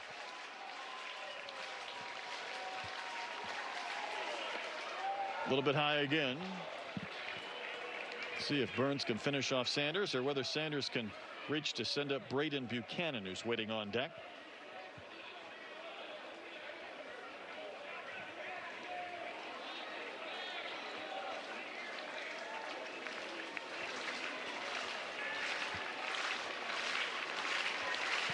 Pitch on the way is at the top of the zone again. Yeah, good at bat for Travis Sanders. He's taken a couple of really close pitches.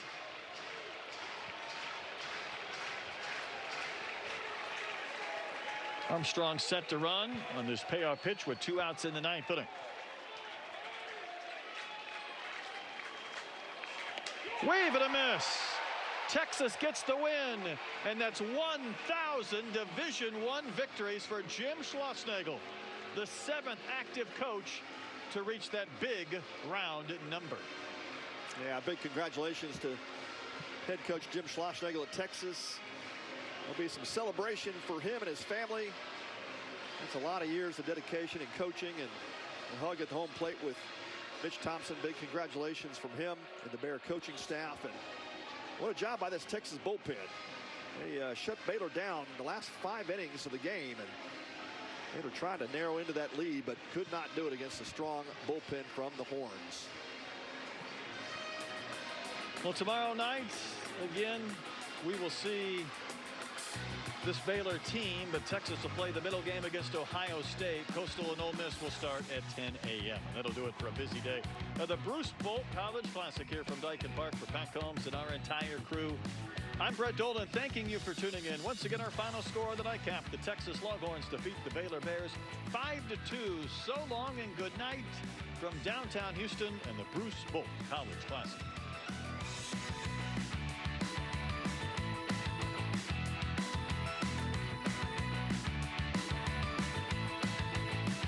Country superstars are coming to Rodeo Houston. They have 17 #1 hits. Rascal